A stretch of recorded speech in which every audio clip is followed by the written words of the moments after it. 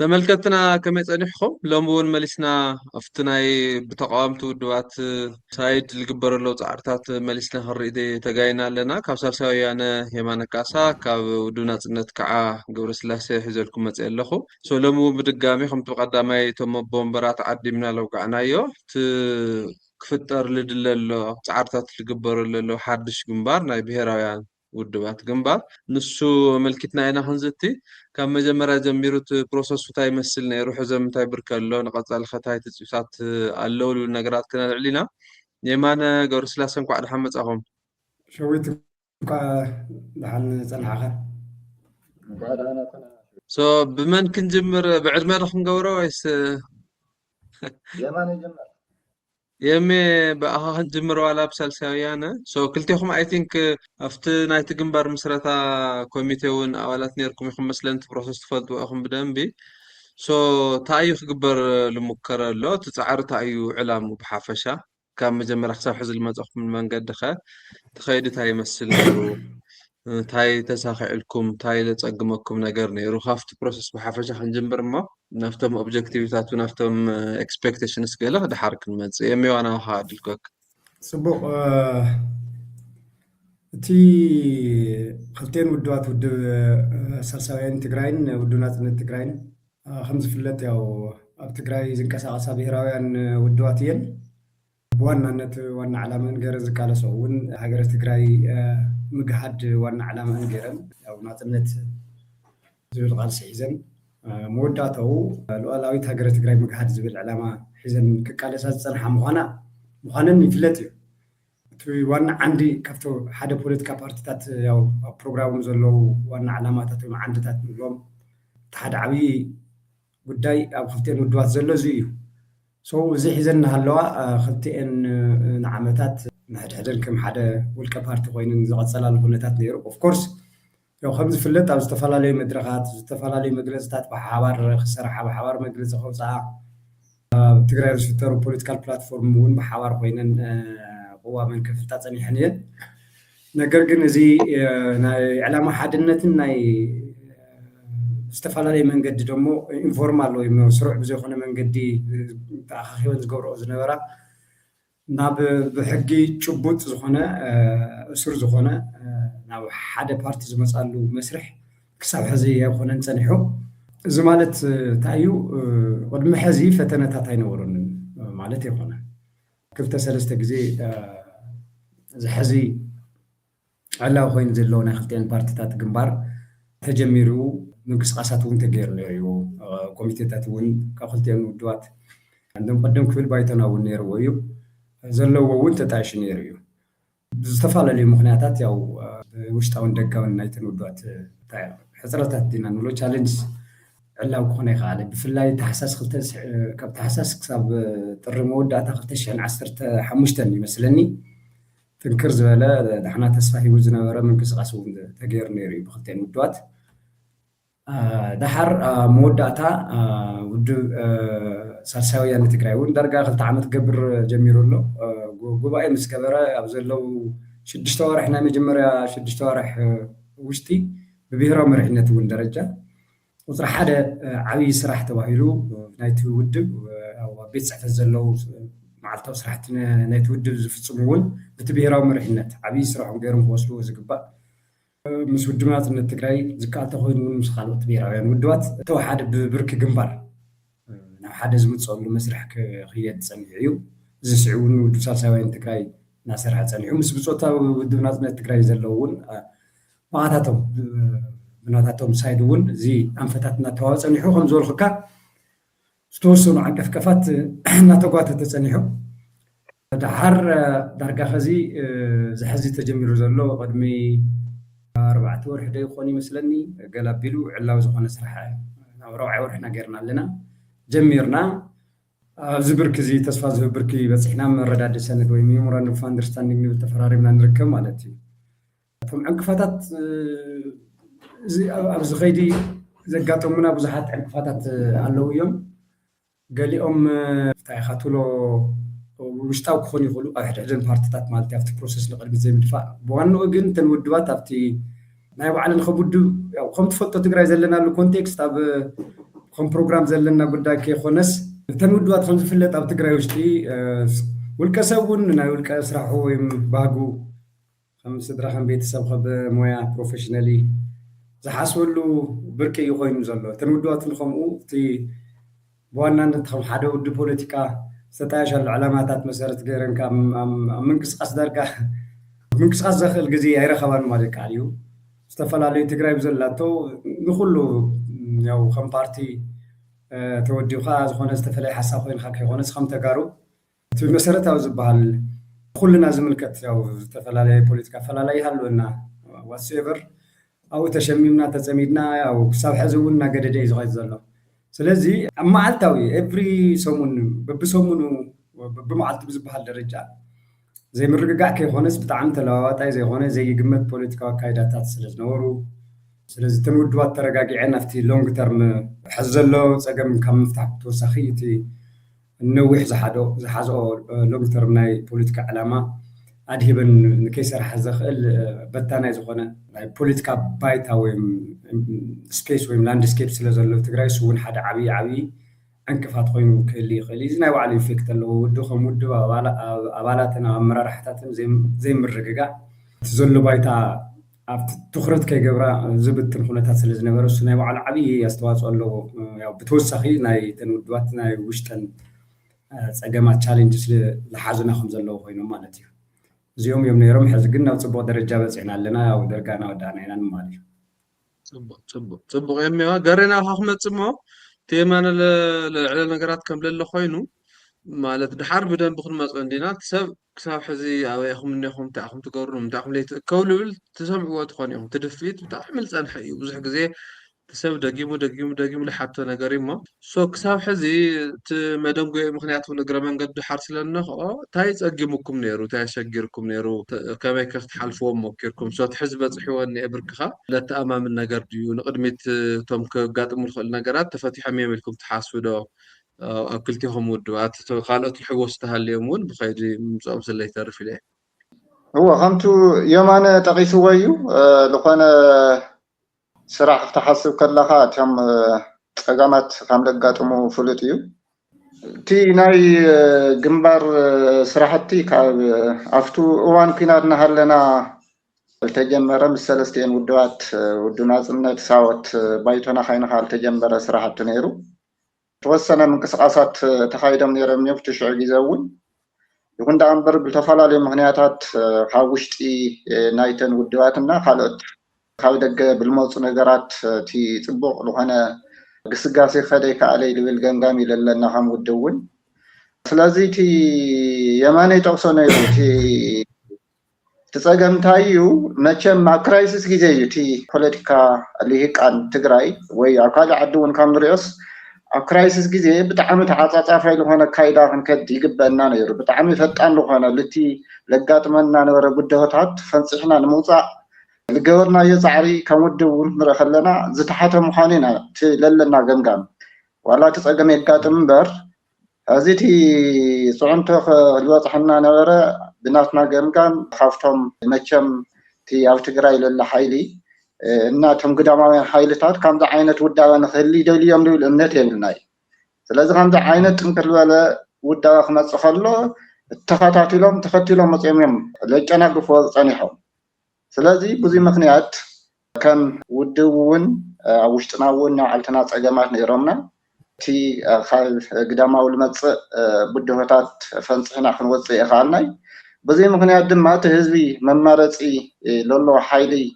حيزنا منصع نعلتنا صقم نيرنا لبل جمجامي لنا هذا خينا هنري غلنا هذا ون زي التحساسوا زي حيزنا تلي توجسنا مچمتهم ناي تግራይ ብሄርተኛ ሓይሊ ቀኝዕን ክወፅእ ለይደሉ ሓይልታት ካብ ውሽጢ እውን ኣለዉ ካብ ደገ እውን ኣለዉ ልብል እምነት ይለለና ስለዚ እዚኦም ኣብ ግምት ውሽጢ እቲና ናይዞም ሓይልታት እዚ ተንኮል ተረዲና እቲ ህዝቢ ጀሚርና ለለና ስራሕቲ ላብ ላዕለ ደረጃ ንክነብፅሐሉ ፅቡቅ ምንቅስቃሳት ንገብር ኣለና ስለዚ ቻሌንጅ መቸም ናይ ግድን ከጋጥመና እዩ እቲ ቻሌንጅ ምፍታሕ ግን ናይ ኩሉ ብሄርተኛ ሓይሊ التودون لي تودون تقرأي أقولنا تسلفوا እቲ ግንባር ላብ ላዕለ ጠርዚ ንኸውፅሖ ንሕና እውን ብዘይ ኣጋጣሚ እውን እቲ ድጋፍ ናይቲ ማሕበረሰብ ደላኢ ናፅነት ዝኾነ ማሕበረሰብ ብዘይ ኣጋጣሚ እውን ክሓትት ይደሊ ማለት እዩ። ስለዚ ሕፅር ብልበለ ቻለንጃት ከጋጥሙና እዮም። ህዚ እውን ከምቲ ናይ ቅድሚ ሕዚ ዓይነት ቻለንጅ ዋላ ተለይኮነ ቻለንጃት ከጋጥሙና እዮም። ስለዚ እቲ ዓብዪ ኣምብሬላ ኢና ክንርኢ ዝግበአና እቲ ሃገር ኣብ ምድሓን ብሄር ኣብ ምድሓን ትኩረት ጌርና ክንሰርሕ ተለይክኢልና ኣብ ደቀቅቲ ነገራት ኣትኩርና ንሰርሕ ተኻይልና ናይ ግድን እቲ ቻለንጅ ክዕንቅፈና ከውድቐና ይኽእል እዩ። ስለዚ እቲ ዓብዪ ፒክቸር ርኢና እቲ ብሄር መድሕን ንኾነሉ መማረፅታት ሒዝና ብሄር ነድሕነሉ ስራሕቲ ክንሰርሕ ከምዘለና እዩ እምበር ከምቲ ዝተባሃለ ብዙሓት ፀገማት የጋጥሙና ፀኒሖም እዮም። ፅቡቅ ገሪባ ከለካ ሓደ ማለት ከምቲ ሕዚ ዝርድኦ ኣለኹ እቲ ሰብ እውን ክርድኦ ምእንታይ ኢለ እየ ተን ክልተ ውድባት ሕዚ ድሓር ይዓቢ ዶ ይዓቢ ጥልቀት ይውስኽ ዶ ይውስኽ ብለየግድስ ናይ ባዕለን ኣይደንቲቲ ሌጋል ፐርሶናሊቲአን ከይሰኣና እየን ሓቂ ሓደ ፍሮንቲ ይፈጥራ ኣለዋ። ስለተን ውድባት ከም ክልተ ውድብ ይቕፅላ እየን ሓበራዊ ጉዳይ እዩ እዚ ሓበራዊ መራኸቢ ግንባር ኮይኑ እዩ ለገልግል ኣሎ። ሶ ሕዚ ብቀዳማይ እውን ደጁ ሓይተዮም ነረ ኣኾንኩ ደጊምና እውን ምእንታ ክላሪፋይ እንዳገበርና ይኹም ከድ ኣብ ምንታይ ጉዳያት ኢኹም ተስማዕሚዕኹም ሕዝቶም ዓንኳር ዝበሃሉ ከራኸቡኹም ዝኽኣሉ ሓቢርኩም ትሰርሕሎም እቲ ግንባር እውን ከም ግንባር ኣትኪሩ ዝሰርሐሎም ዓንዲ ትብልዎም ጉዳያት ንሶም ክጠቕሱለይ ምደለኹ ፕላስ እቶም ካልኦት ናብዚ ክሕቆፉሉ ድለዩ ውድባት ተሃልዮም እውን እቲ ፖይንት እሱ መሰረት ገይሮም ምእንታ ንፁር ርድኢት ክህሉ ኢለ እየ። ሶ ሕዚ እቲ ግንባር ጠጠው ኣቢሎም መነው ኢልና ንሓስቦም እቶም ገዘፍቲ ዓንድታት ታይታ እዮም ኢልና ክንጠቕሶም ንኽእል ገሪባ።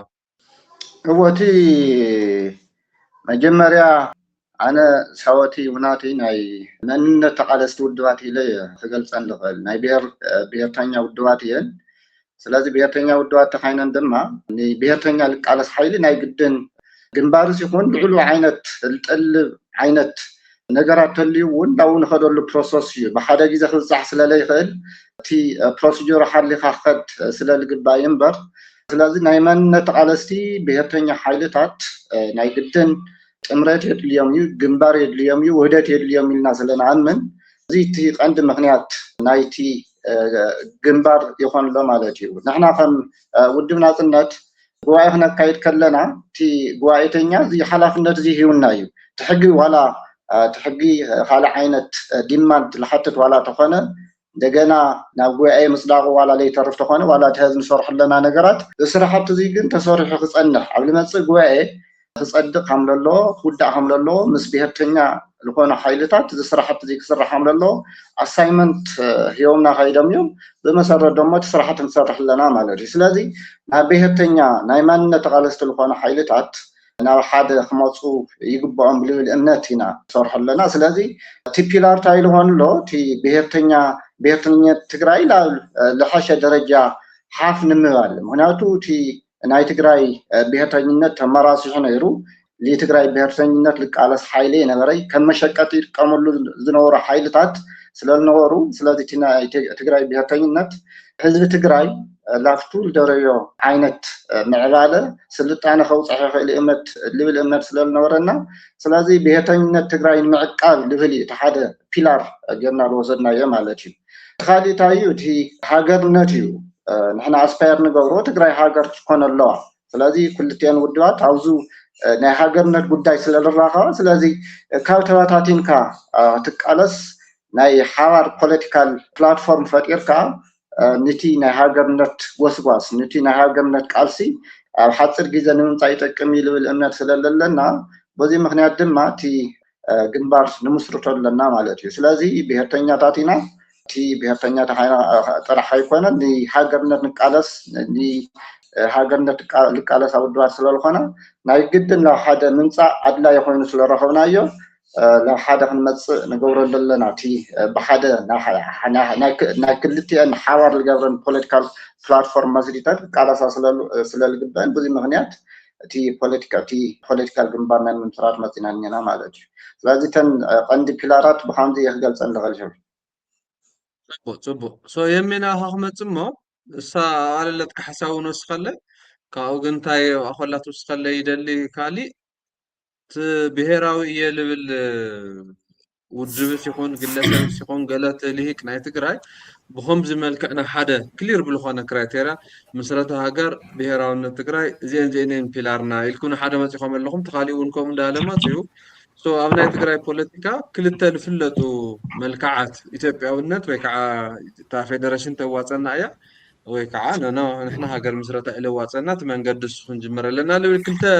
فلوت ملك للو بوليتيكا مجمار ودم بتات ممسو كندينا يتكمل كات حاسب نتمنى قد السوم جماركة تاي استوات أخبر يخلي كات حاسب تحس تجميرني أنا قال بوقت خالع الغاء قدمنا نازا نحزي زرع الغاية حتى مخادي وروافتي أو قرر قالي سوي كان عندي تات تسمع معينا جنبار نمخانون زدفع أنا مغنياتات تعين زبل أو قرر سبو قرر قالي سوي ناي نوح جزي خم بارتي على ما أشوف المبار ناي نوح جزي إن حزي تقرأ بتشوفه قاتي موازلو سجم ون أكل مفتح سجم مخان عدلاي سلزلو زخونة زبل بخلت من قد خفيتنا نخلنا خم حدا ود بوليتيكا ياو جنبار نولو وين فرونت نولو ياو بزخونة عدي أمونغو بوليتيكا بارتي تات مالتيو سلست من قد تات ناي ناو حوار مزيان بحبار سرح له مسرحات له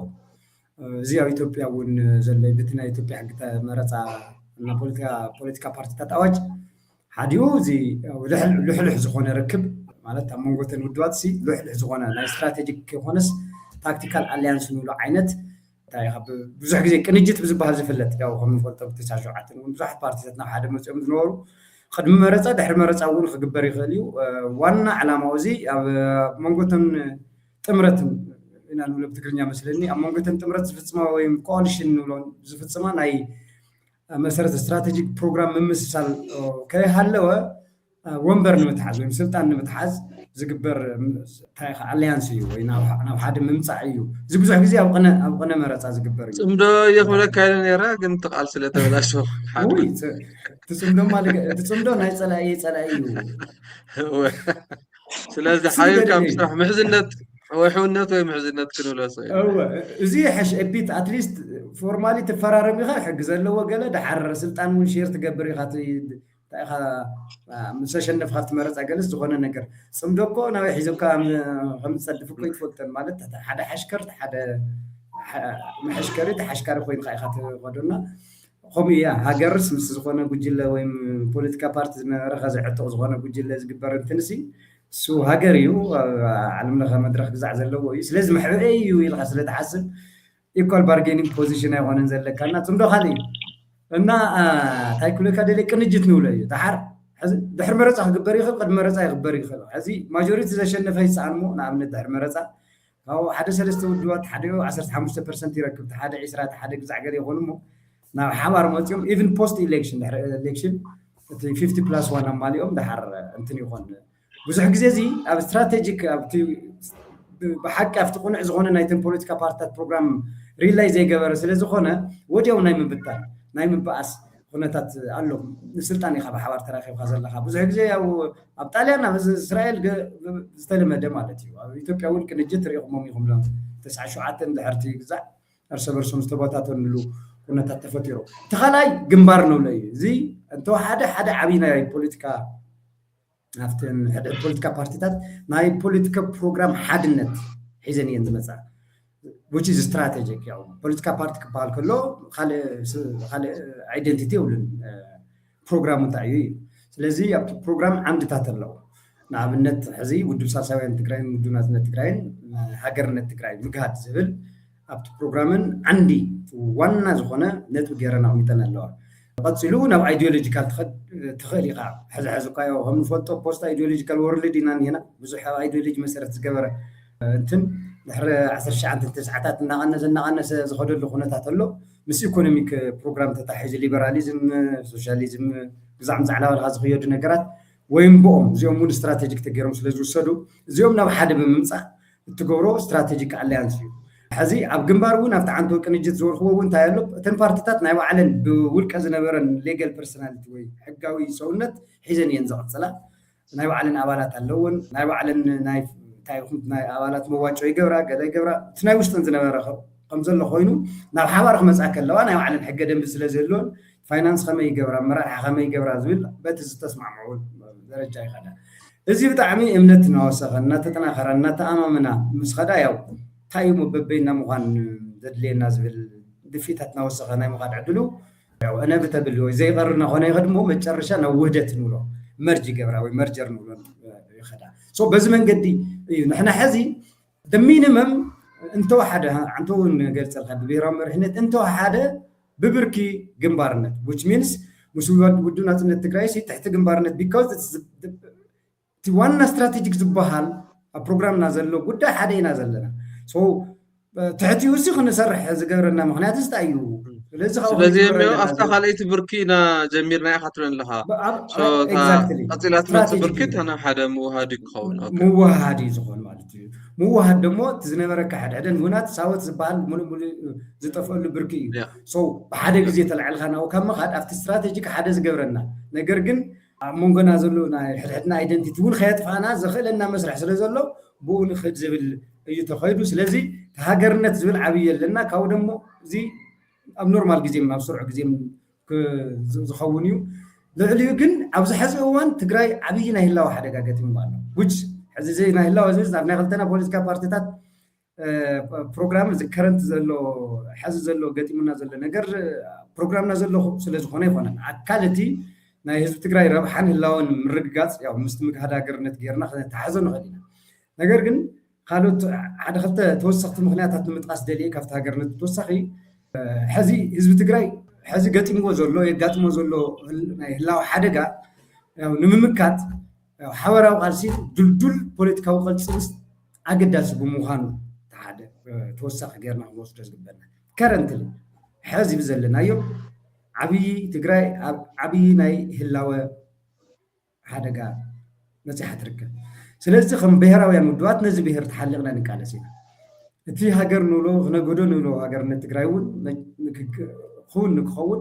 መጀመርያ ብሄር ክህልዎ ኣለዎ ከም ብሄር ማለት እዩ ሰው እዚ ብሄር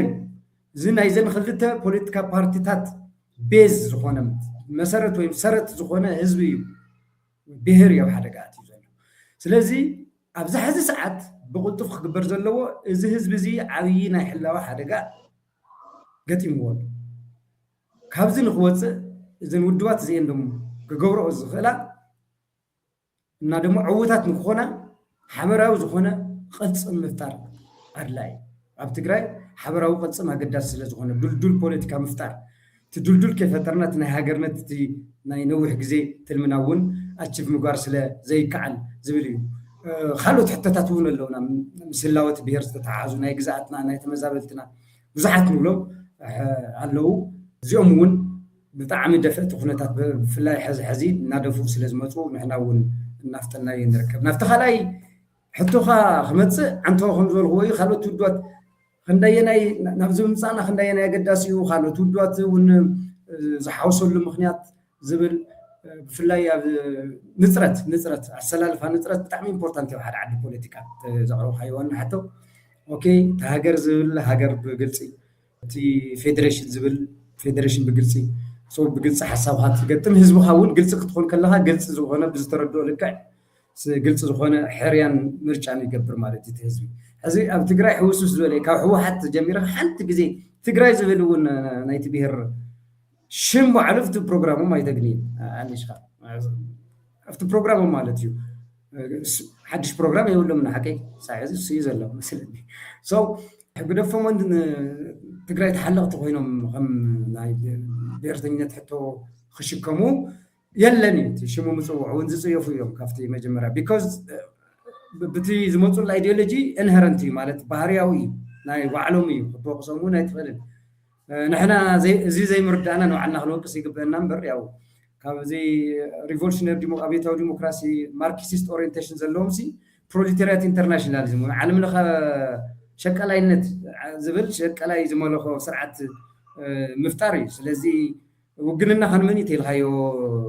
ሕወሓት ይወደግሲ ያው ንገባር ይበቃ ናየናይ ገባር ተልካይስ ንትግራዋይ ንግዛዕ ይኾነ ዝብለካ ንታሕተዋይ ገባር እዩ ዝብለካ ሰው ኣበይ ዘሎ ኩሉ ኢትዮጵያ ተኺኢለ ድማ ፍልስጤም እውን ይኸድባ ዓይነት ነገር እዩ ዝኸድና ግን بحزب ትግራይ ኩሉ ግዜ ይሽቅል ፍላይ በፀገም ተህዝቢ ኣብ ፀገም ኣብ መስዋዕት ከትይዎ ዝኽእሉ ውሳነታት ንባዕሉ ኣብ ቅርቃር ከኣትተሎ ያው ብዙሕ ግዜ ብሄርተኝነት እውን ብኔጌቲቭ ክረአይ ካብ ዝገብሩ ሓይልታት ሓደ ህወሓት እዩ ቢኮዝ ብሄርተኝነት ኢንስትሩሜንታሊስት ብዝኾነ መጥቀማይ ብዝኾነ መንገዲ ስለ ዝጥቀመሉ ካብ ካልኦት ዓይኒ ክረአይ ከሎ ኣሉታዊ መልክዕ ክህልዎ እውን ዓብይ ኣስተዋፅኦ ገይሩ እዩ ህወሓት ዘይምዃኑ ጥራሕ ኣይኮነን ብተበላፃይነት ስለ ዝተጠቐመሉ ኣይኮነን ብተበላፃይነት ብምጥቃሙ ናይ ብሄርተኝነት ስምዒት እውን ካብ ካልኦት ካብ ደገለሎ ወይ ፀላት ንብሎም ገለ ጥራሕ ከይኮነስ ትግራዋይ ባዕሉ ብኔጌቲቭ ዝኽርኢ ዓብይ ኣስተዋፅኦ ገይሩ እዩ ስለዚ ንፅረት ምህላውስ ፅቡቅ እዩ ቀድም ኢሉ ነይሩ ካልኦት ውድባት እውን ነይሮም ስለዚ ሕዚ ፀሪና ናብ ክልተ መፂና ኣለና ብሃገርነት ደረጃ ሓንቲ ነገር ግን ያው ብሄርተኝነት ክንብል ከለና ግልጽ ንምግባር ማለት እዩ ኣብዚኣ ክንጅምራ ስለ ዘለና ሃገርነት ምብሃግ ሓደ ነገር እዩ ኣብ ኦኬ ሃገር ፌደሬሽን ዶ ኮንፌደሬሽን ኢሎም እውን ናይቲ ብሄር ተሓላቂ ስቲል ብሄርተኛ ክብል ይኽእል እዩ ሓደ ፖለቲካ ሓይሊ መሰል እዩ ኣብቲ ኢትዮጵያ ዘሎ ኮንቴክስት ፕራክቲካሊ ኢምፖሲብል እዩ ሕዚ ትግራይ ኣብ ኢትዮጵያ ብዝኾነ ይኹን ቅርፂ ስትራክቸር ብዛሕ ተውሕሶ ረብሓ ተቐፅሎ ህልውና የለን ኢልና ኢና ንኣምን ንሕና ነገር ግን ኣይ ሜክ ትግራይ ቤተር within the federation ኢሎም ዝሓሱ ተሃልዮም ግን ስቲል ነቲ ብሄርና ንሕላቕ ዝብል ተሃልዮም እዚኦም ነቲ ንፈጥሮ ግንባር እውን ዓላይ ክኾኑ ዝኽእሉ እዮም ኣብ ህላወ ኣብ ረብሓ ኣብ እቲ ብሄር ተሓሊቖም ዋላ ኣብ ፌደሬሽን ውሽጢ ኮይኑስ ነቲ ብሄር ሽኻልና ሰረትና መሰረትና ረብሓ ህላወን ህዝቢ ትግራይ ዝብል ተኮይኑ ብኡ መንገዲ ኣንደርስታንድ ክንወስድ ክግበአና ኣለዎ ዝብል እዩ ምክንያቱ ሓቢርካዮ ንክትሰርሕስ ናይ ግድን ሃገርነት ክብል የብሉ ናይ ትግራይ ረብሓ ይጠቅም ሎ ለመንገዲ ክሳዕ ዝመረፀስ ሓቢርካ ምስራሕ ይከኣል እዩ ኤግዛክትሊ ሕዚ ኣብዚ እንታይ እዩ እንታይ ዝኸዶ ዘሎ ብትሕዝቶ ደረጃ ኣክቹዋሊ እንታይ እዩ እኒሆ እዩ ኢምፖርታንት ዝገብሮ ኣነ ምናልባት እዚ ሓሳብ ዝቀረብ ተለኹ ብዙሕ ሰብ ኮንፊዝ ክኾን ይኽእል እዩ against ናይ ሃገርነት ፕሮግራም እውን መሲሉ ስምዑ ኣነ ኮነ ኢንቴንሽናል እየ ዝገብር ዘለኹ ቢኮዝ ትግራይ ድሕሪ ሕዚ ኣማራፂ የብልናን ኩሉ ዝኾነ ታሓቂ ክትኾን ትኽእል ነገር ክነቕምጥ ክንኽእል ብሄርተኛ ማለት ነቲ ብሄር ዝሕለቕ እዩ ብኸመይ መንገዲ እዩ ዝሕለቐሉና እቲ ዝብህጎ ነገር ኣክቹዋላይዝ ወይ ተግባራዊ ክገብር ዝኽእል ዝብል ኣብ መንገድታት ተፈላለይ ትኽእል ኢኻ ሃገር ትዝክሩ ኢኹም ውድብ ሳልሳይ ወያነ ትግራይ ምስረት ከሎ ጀሚሩ ብሄርተኛ ውድብ እዩ ነገር ግን ሃገርነት ዝብል ኣብ መንጎ ኣይተዓፀወን ክሳብ ምስረት ሃገር ዝብል ያው እቲ ፕሮግራምና እዩ ግን ዝኾነ ንፈተን ዝብል ነይሩ እቲ ፅንተት ምስ ተኸተለ ምስ ሰዓበ ኢሚድየትሊ እቲ ፕሮግራምና ፕላን ቢ ተታሒዙ ዝነበረ ብኡ ዓይነት ድዩ ክግለፅ ኣይደሎ ወዲያውኑ ናብ ሃገርነት ዝብል መፂና ሶ it's like ሃገር እንድሕር ዘይልኻስ ብሄርተኛ ይኹንካን ዝብል ርድኢት ከይህል ካልኦት እውን ምድፋእ ከይኸውን እየ ከምኡ ዝብል ዘሎ ሶ በዚ መንገዲ ዝሰርሑ ተሃልዮም ሲ ኦኬ ብሃገርነት ኣይኮነን ኦኬ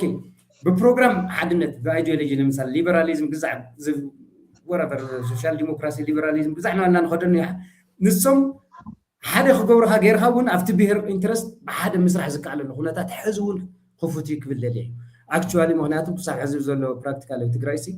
ሃገረ ትግራይ ምግሃድ ዝብል ክልተን ውድባት እየን ዘለዋ ስለዚ ካልኣይ ፀጋዕን ዝብል ኢሜጅስ ክህል የብሉ ዝተፈላለዩ ፕላትፎርምስ እኒሄው እዮም ሕዚ ግንባር ፈጢርና ኣለና ወፃሊ ክልተን ግንባር ምስ ፈጠራ ኢሉ እውን ተተኻኢሉ እውን ውህደት ምስ ፈጠራ ምስ ካልኦት ሓይልታት ብካልእ ልክዕ ክልተና ብሃገርነት ጆይን ከም ዝገበርና ብፕሮግራም ኣይዲዮሎጂ ሓደ ኮይንና ነቲ ፀረ ዝብሄር ዝኾነ ሓይሊ ኣብ ባዕልና ውሽጥናን ካብ ሃና ወፃን ዘሎ ሓይሊ ለቨረጅ ዝኾነና ኤንስ ሚንስ ምጥቃም ቁማር ኣይኮነን ቁማር ስኡ ካዚ ግዛዕ ከይኮነስ ብዓይኒ ረብሓን ህላወንቲ ብሄር ኣቺፍ ንምግባር ንማለለ እዩ ስለዚ ምንፃሩ ፅቡቅ እዩ ነፂሩሎ ድሓር ተነፂርካ እምባ ኣብዚኣስ ብሓደ ይንሰርሕን ኣብዚኣ ግን በዚኣ መንገዲ ብሓደ ክንሰርሕ ንኽእል ብሃገርነት ብሓደ ክንሰርሕ ኣይንኽእልን ኢሎምስ ካሃድሚ የብሎም ኦኬ ብፕሮግራም ብካልእ ብኣይዲዮሎጂ ኢኮኖሚክ ኣይዲዮሎጂ ናብ ሓደ ምምፃእ ዝከኣለሉ ካሊእ ፕላትፎርም ኣሎ ኢሉ ኮይዱ ደሞስ ታክቲካል ዝበልካ ዋይናት ታክቲካል አሊያንስ ኮአሊሽን እውን ምስራት ክፍቲ እዩ ሕዚ ምንም ዝኽልክለና የለን እሱ እውን ካብ ረብሓ ኣንፃር እዩ እቶም ናይ ህላወን ናይቲ ብሄርን ሕቶን ኣድረስ ንምግባር እዘን ብሄርተኛ ሓይልታት ናብ ስልጣን ክመፁ ኣለዎ قرفمتنا هي قرنتنا نوحرات إذا حزر لنا هلا وحتى إذا حزر لنا يتمزبلتنا أنا جزاتنا حتى من لا سونسي بيهرا وحيلو دقاقي مخاطر له شويت أفتي بودكاست political agency تقولون political agency مفترتي وانن سرحي تقرأي عوشت تقرأي من political agency يبلاي أبت federation من political agency يبلاي سلازي زين مفتر زخل كلهم tactical ولا strategic مسرحات نجرجن بحق السر حس تقرروا خمسة قد معزن نور خمسة زول حمشة ودوات بحوارة وتيوم بزع قل زبل نحنت معلت بزع كأوتينا نفتيهم سلست من قدتات إنه خد اللقونات كله يلي تصفى جبر سلازي زي حزل له معبالس عمي contribution يزلوا إلى تصفى جبر. تبو. ترديك. نا تبو. نقرنا حكمة تمو I think يمان تردي تخينا. تفتن عبيت قدات تسمع معاه نفتكر برا أتوقع خادي خليو قدوا نفتن قدات سن تماسال أقام لي ولود بتهال يستيل نروح تقرأ سرح تخينه قال تنهنا جنبارسي عشاق تغير الرأي واللي أو نصرح لهم قداتس تكتيكال ولا حاولنا نصرح خلينا بزحات أجندات اللي يوم مستام قالت ودواتون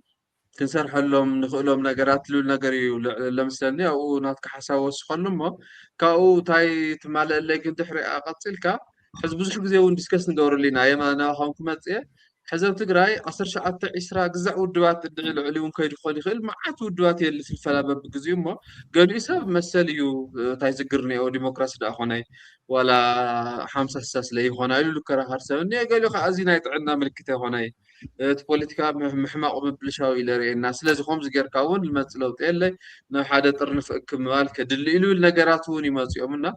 نسخة ما خاطري أو قريوا سو خم نايت عندنا ملكة جير كاري خاطري أوس كم ناي حما ألرت جير كاري خاطري أوس السخاء بتحز تجميرني من قدي نفتن اللي فلت على بها خلت سلسلة I don't know أنا اللي رأيت بتلي political speaking أفت فيدريشن نزنا حفت فيدريشن مثلا حيواتي هاجر من مسراتي وبزال أنا تلوازل والكركرات كما سوم يوم عايتك توم جزفت ناي بوليتيكا ديفرنس الفترة أجندة المسلمين أما خل كونفدريشن قال غلط أوبشناتون لأي مصيك ولا يخلي لكن السوتاتون حاوركا كتر اللي إما أنا بكلتا قلت إفرونتسنا ممتعم دنبتات كلير مخانو ترنا فتات كلاريت النافت أنا مخادو يتكمل كذا حاسس ويشتم تبزحي كم حدا جاخر ولا يلقوا عميل لك كفتنا يمانة العلمة نسونا أحاول كم تخطر إلى ليه الشيء تي زعواتي أفتكر حوس لخال وي قال عينتنا يقال سمن قدي حاوير كم كلاس كم ودنا صنت للنا مرقصي بزعوا روحة تقراي تما يتناين فلتي بتليتي political elite البالزي بزعوا روحة تقراي كفيلو أو بيعو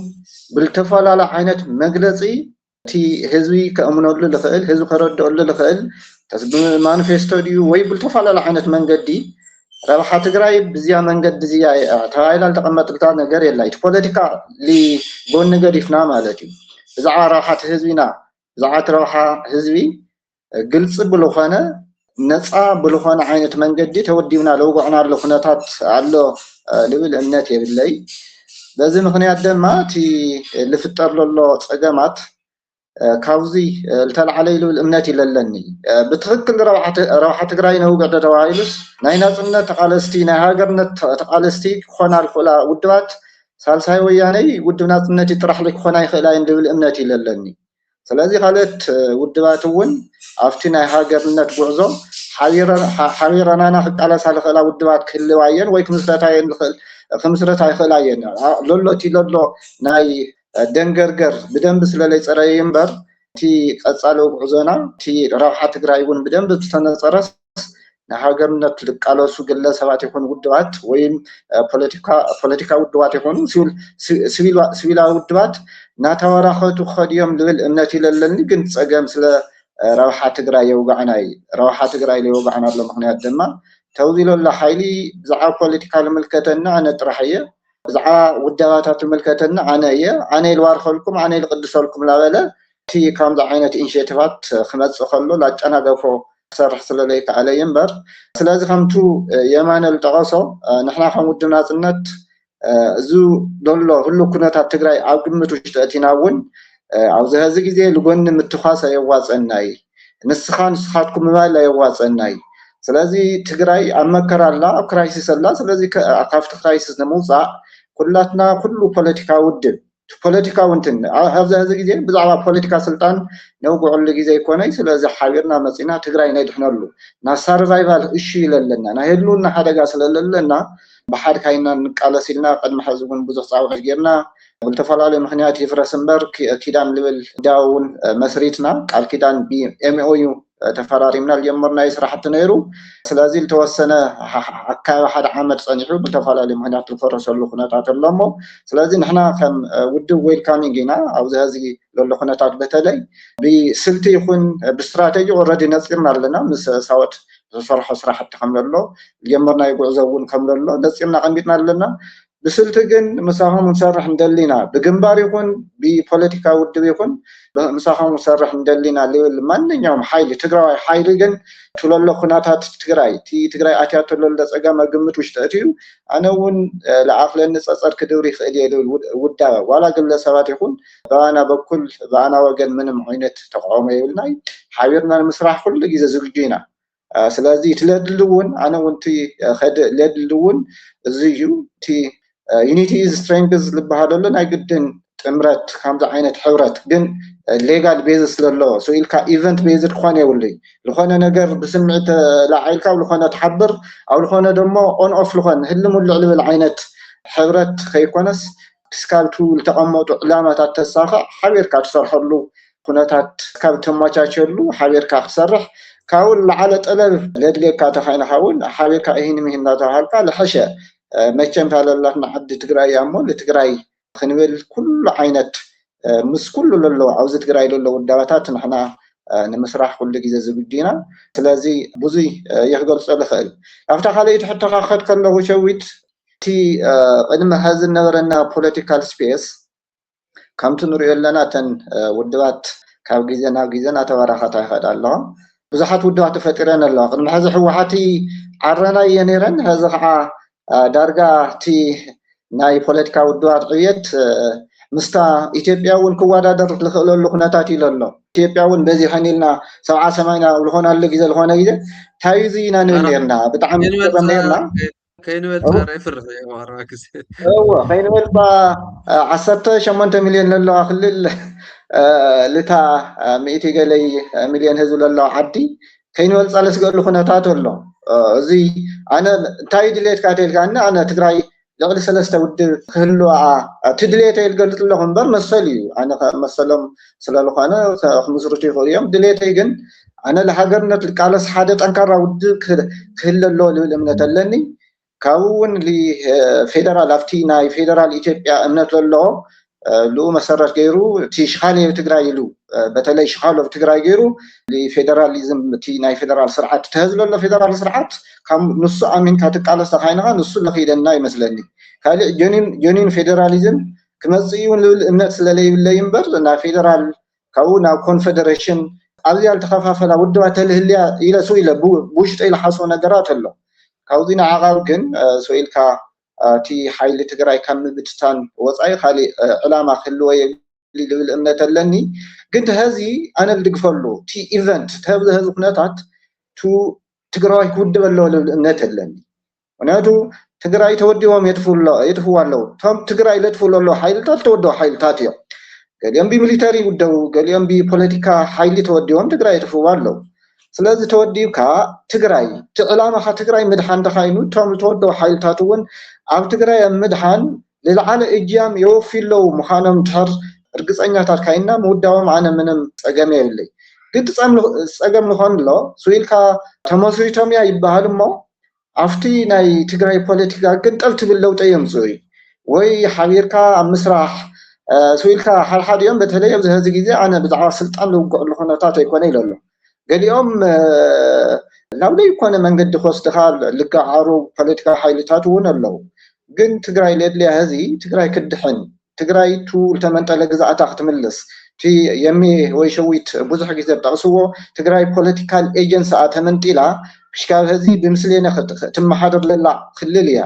ስለዚ ፖለቲካል ኤጀንሲና ንክንምልስ ንገብሮ ፃዕርታት أوزي تقبل قالسي كتجورو يتريومي قال يوم بدأ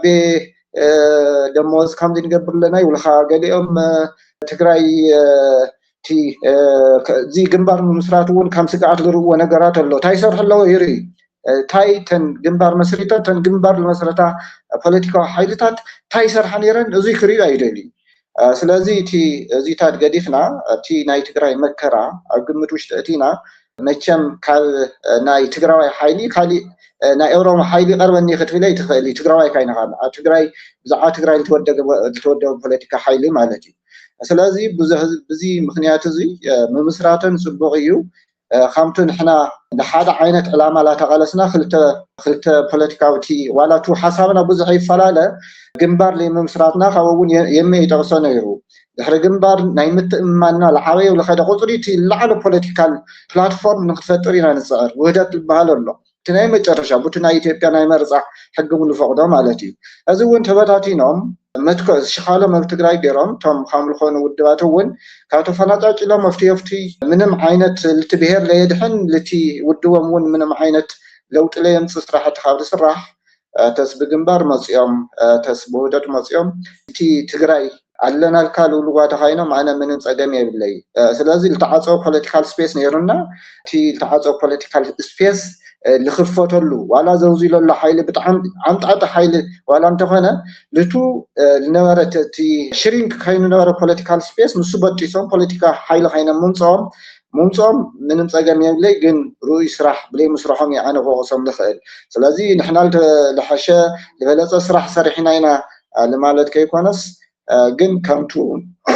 هذي expect وجبرنا سرح سلالي سرحنا someone كفتوناتنا لنبر دخمتات تماهيرهم لتهزبي مدحن كاينا بمصلو مساناون عسلت ديو تفعل عينة منقدتات وتفعل عين منقدتات نمسرح دلونت حشكاوه هذي بزح دلونت يترأيمو مساناون لصرح اللقناتات تتفاتيرو أنا خم جمريو وغصم ويدما خرجوا بمقامتنا حوحات بوليتيكا حيلتات لقورو هم عينة ملكة اللي لولمناتي للدني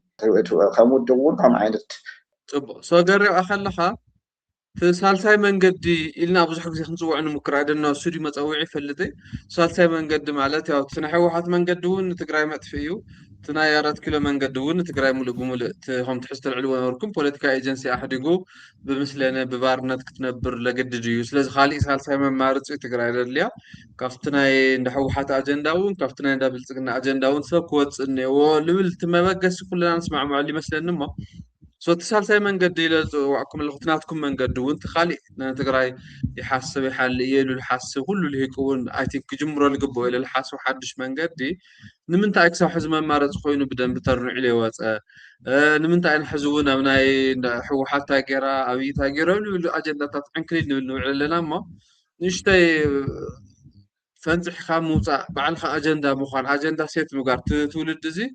بزعوا حوحاتي بزعوا بلتقناي كاب مجنع كاب محسا حالفو أرسخ إلو مواضع ومفتحي كم لخيلو ون لرئي منقدي كنجمر لي خالنا له قداي تاي بزح سبب سلا لحتتيو تاخونا ميم مريت لا يوردو تسمعوا تخونيهم تاخونا ميم مجلس الحد يوم لو تقولوا متى يوم حيل لا يخونون أي حق زعم زعل الكركراس لا سو وكساب حزل مسأنا يو نجار كم لمد نوصل دم ماجن تمارات زيسين أي حق ممارات خوينو أم ممتع تهنجبر لنا هم أيتو من قدس خدني أو تسوكه ناوزي بوتازي خما يخطر فلو كتحسب قرية شو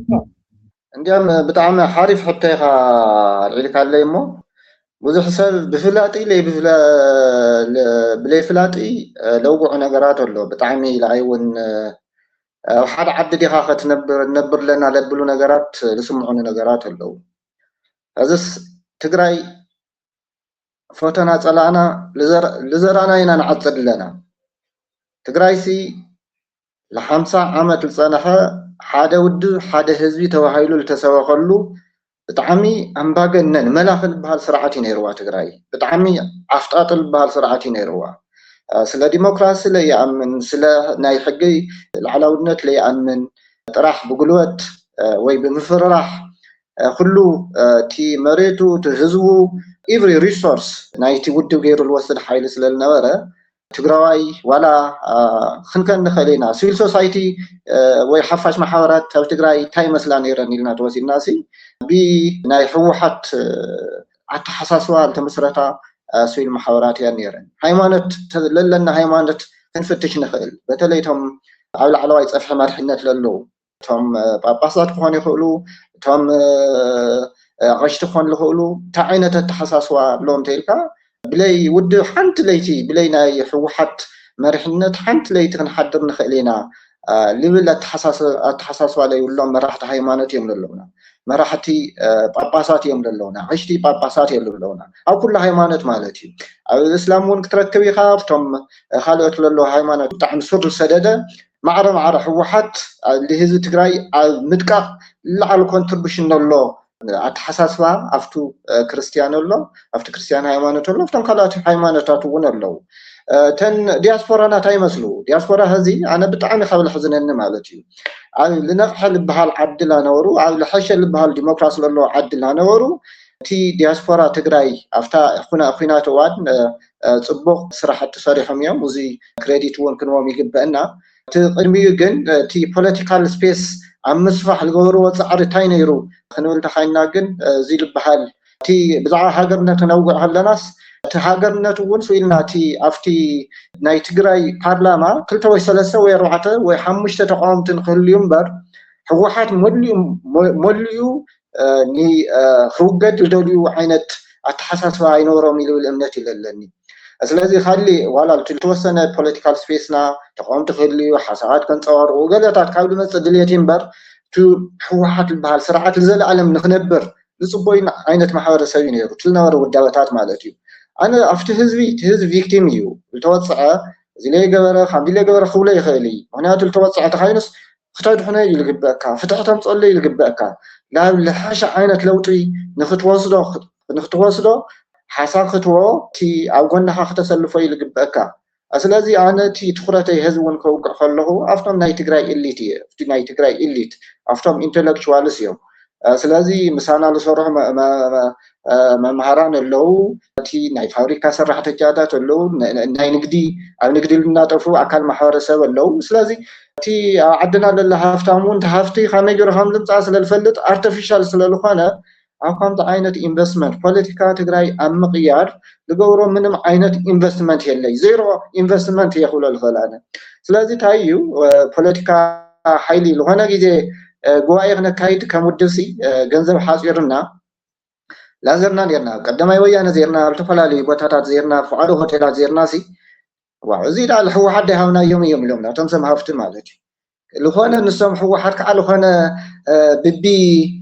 ወረዱ ድዩ በቢ ዘውኡ ዝኾነ ስብሰባታት የካይድ ነይሩ ላዘር ይእክብ ነይሩ ቅርሺ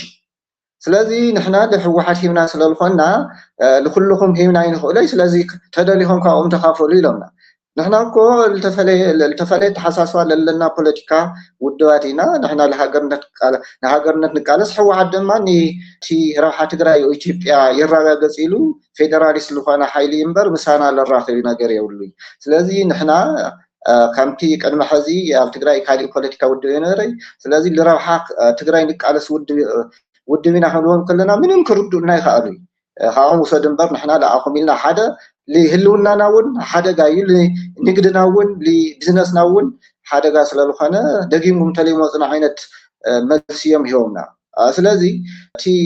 ቀንዲ ኣጥፊእና እኒሄውን ህዝቢ ትግራይ መማረፂ ሓሳብ ከቕርበሉ ዝኽእል ፖለቲካ ሓይሊ ስለዘይነበረ እቲ ኣብ ትግራይ ዝነበረ ሓይሊ እውን ሜከር ኤንድ ብሬከር በቃ ናይ ኩሉ ነገር ገባርን ሓዳግን ተገይሩ ይሰኣል ስለነበረ ከምኡ ንክኾኑ እውን መዓት ፕሮፓጋንዳታት ሰሪሑ ተሳኺዑሉ ርኢና የለና ትውፅኢት እውን ፅንተ ተምፂልና ማለት እዩ ፅንተ ተምፂልና ስለዚ ብዙሕ ሰብ እንታይ ይብል ህዚ ከምቶም ሕወሓት ናብ ታሕቲ ወሪድኩም ህዝቢ ወዱ ህዝቢ እንቀሳቅሱ ህዝቢ ላዓሉ ይብለካ እሞ መቸም እቲ ናይ ንግዲ ትካል የኮና እዩ ንሕና ፋይናንስ የድልየና እዩ ናብ ታሕቲ ወሪድና ንክንሰርሕ ፋይናንስ የድልየና እዩ ናይ ህዝቢ ሓገዝ የድልየና እዩ ስለዚ ንሕና ብቱል ደልዮ ፍጥነት ሓገዝ ንሱ ንረክብ ኢና ዝብል እምነት የብልና እዩ ምክንያቱ ዘውዚ ዘሎ ሓይሊ ሽምባንያ ብፋይናንስ ክሕግዘካ ዝኾነ ግለሰብ ዝኾነ ሃፍታም ዝኾነ ዝተወደበ ሓይሊ ኣሽምባንያ ብፋይናንስ ክሕግዘካ بوتو للا خايو بيرو تحالفو كاس لمتاي بوزي حالفو لمتاي مزم بوليتيكا ودبات أمارة مسؤوم كفيلو بالناسوتيو مسؤوم تطوي لو قريلهم لجمجم بوليتيكا أتحساس راي نيرنا سلازم بوزي مخنيات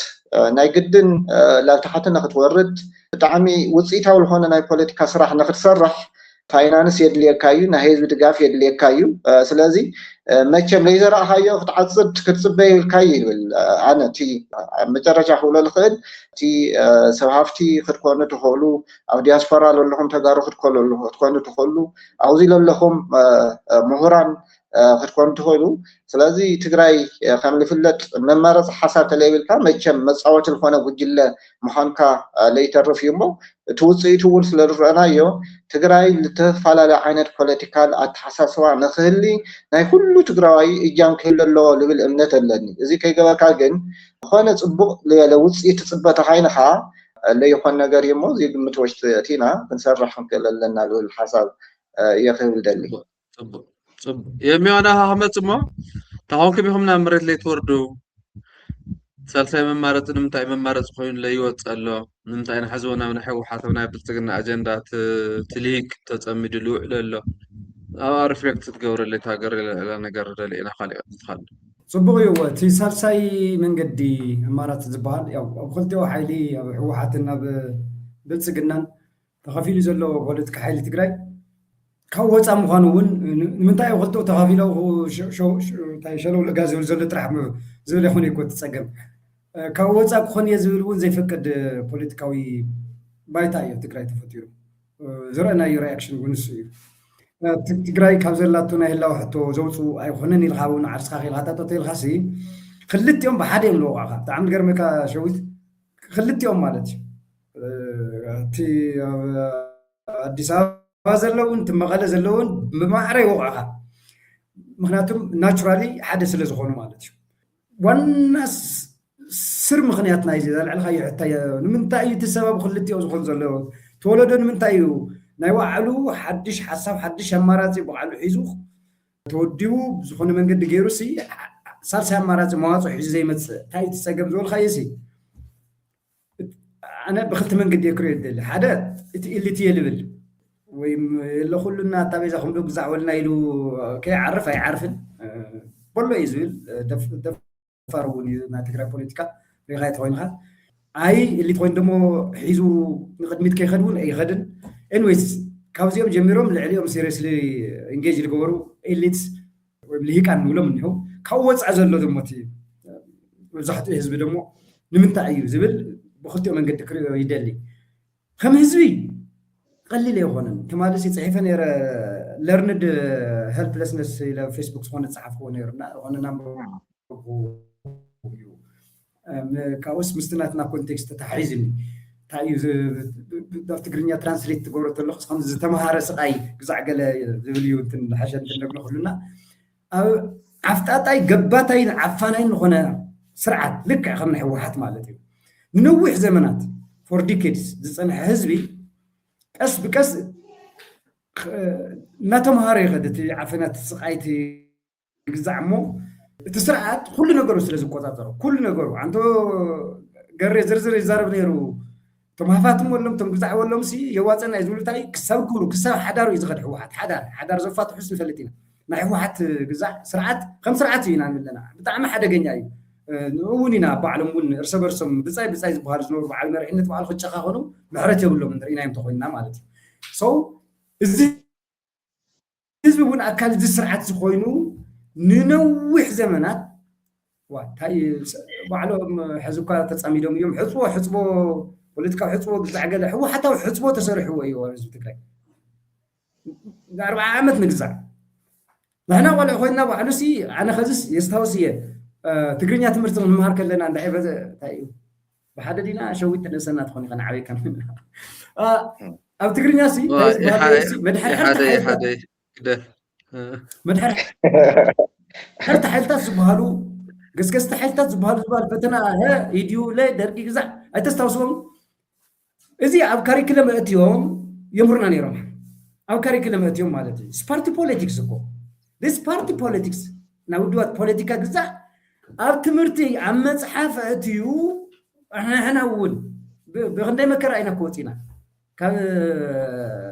متى تعيبه متى تناح واحد سلازي هزب تقرأي تحسي كل نجار دقرينيو كل نجار انزل فور زعنتو للهو زتمهار السقاي زول هو نجار يمتص مالتي زتمهار السقاي زول هو بقى كاو تسفى يقرض تسفى لما قرض متص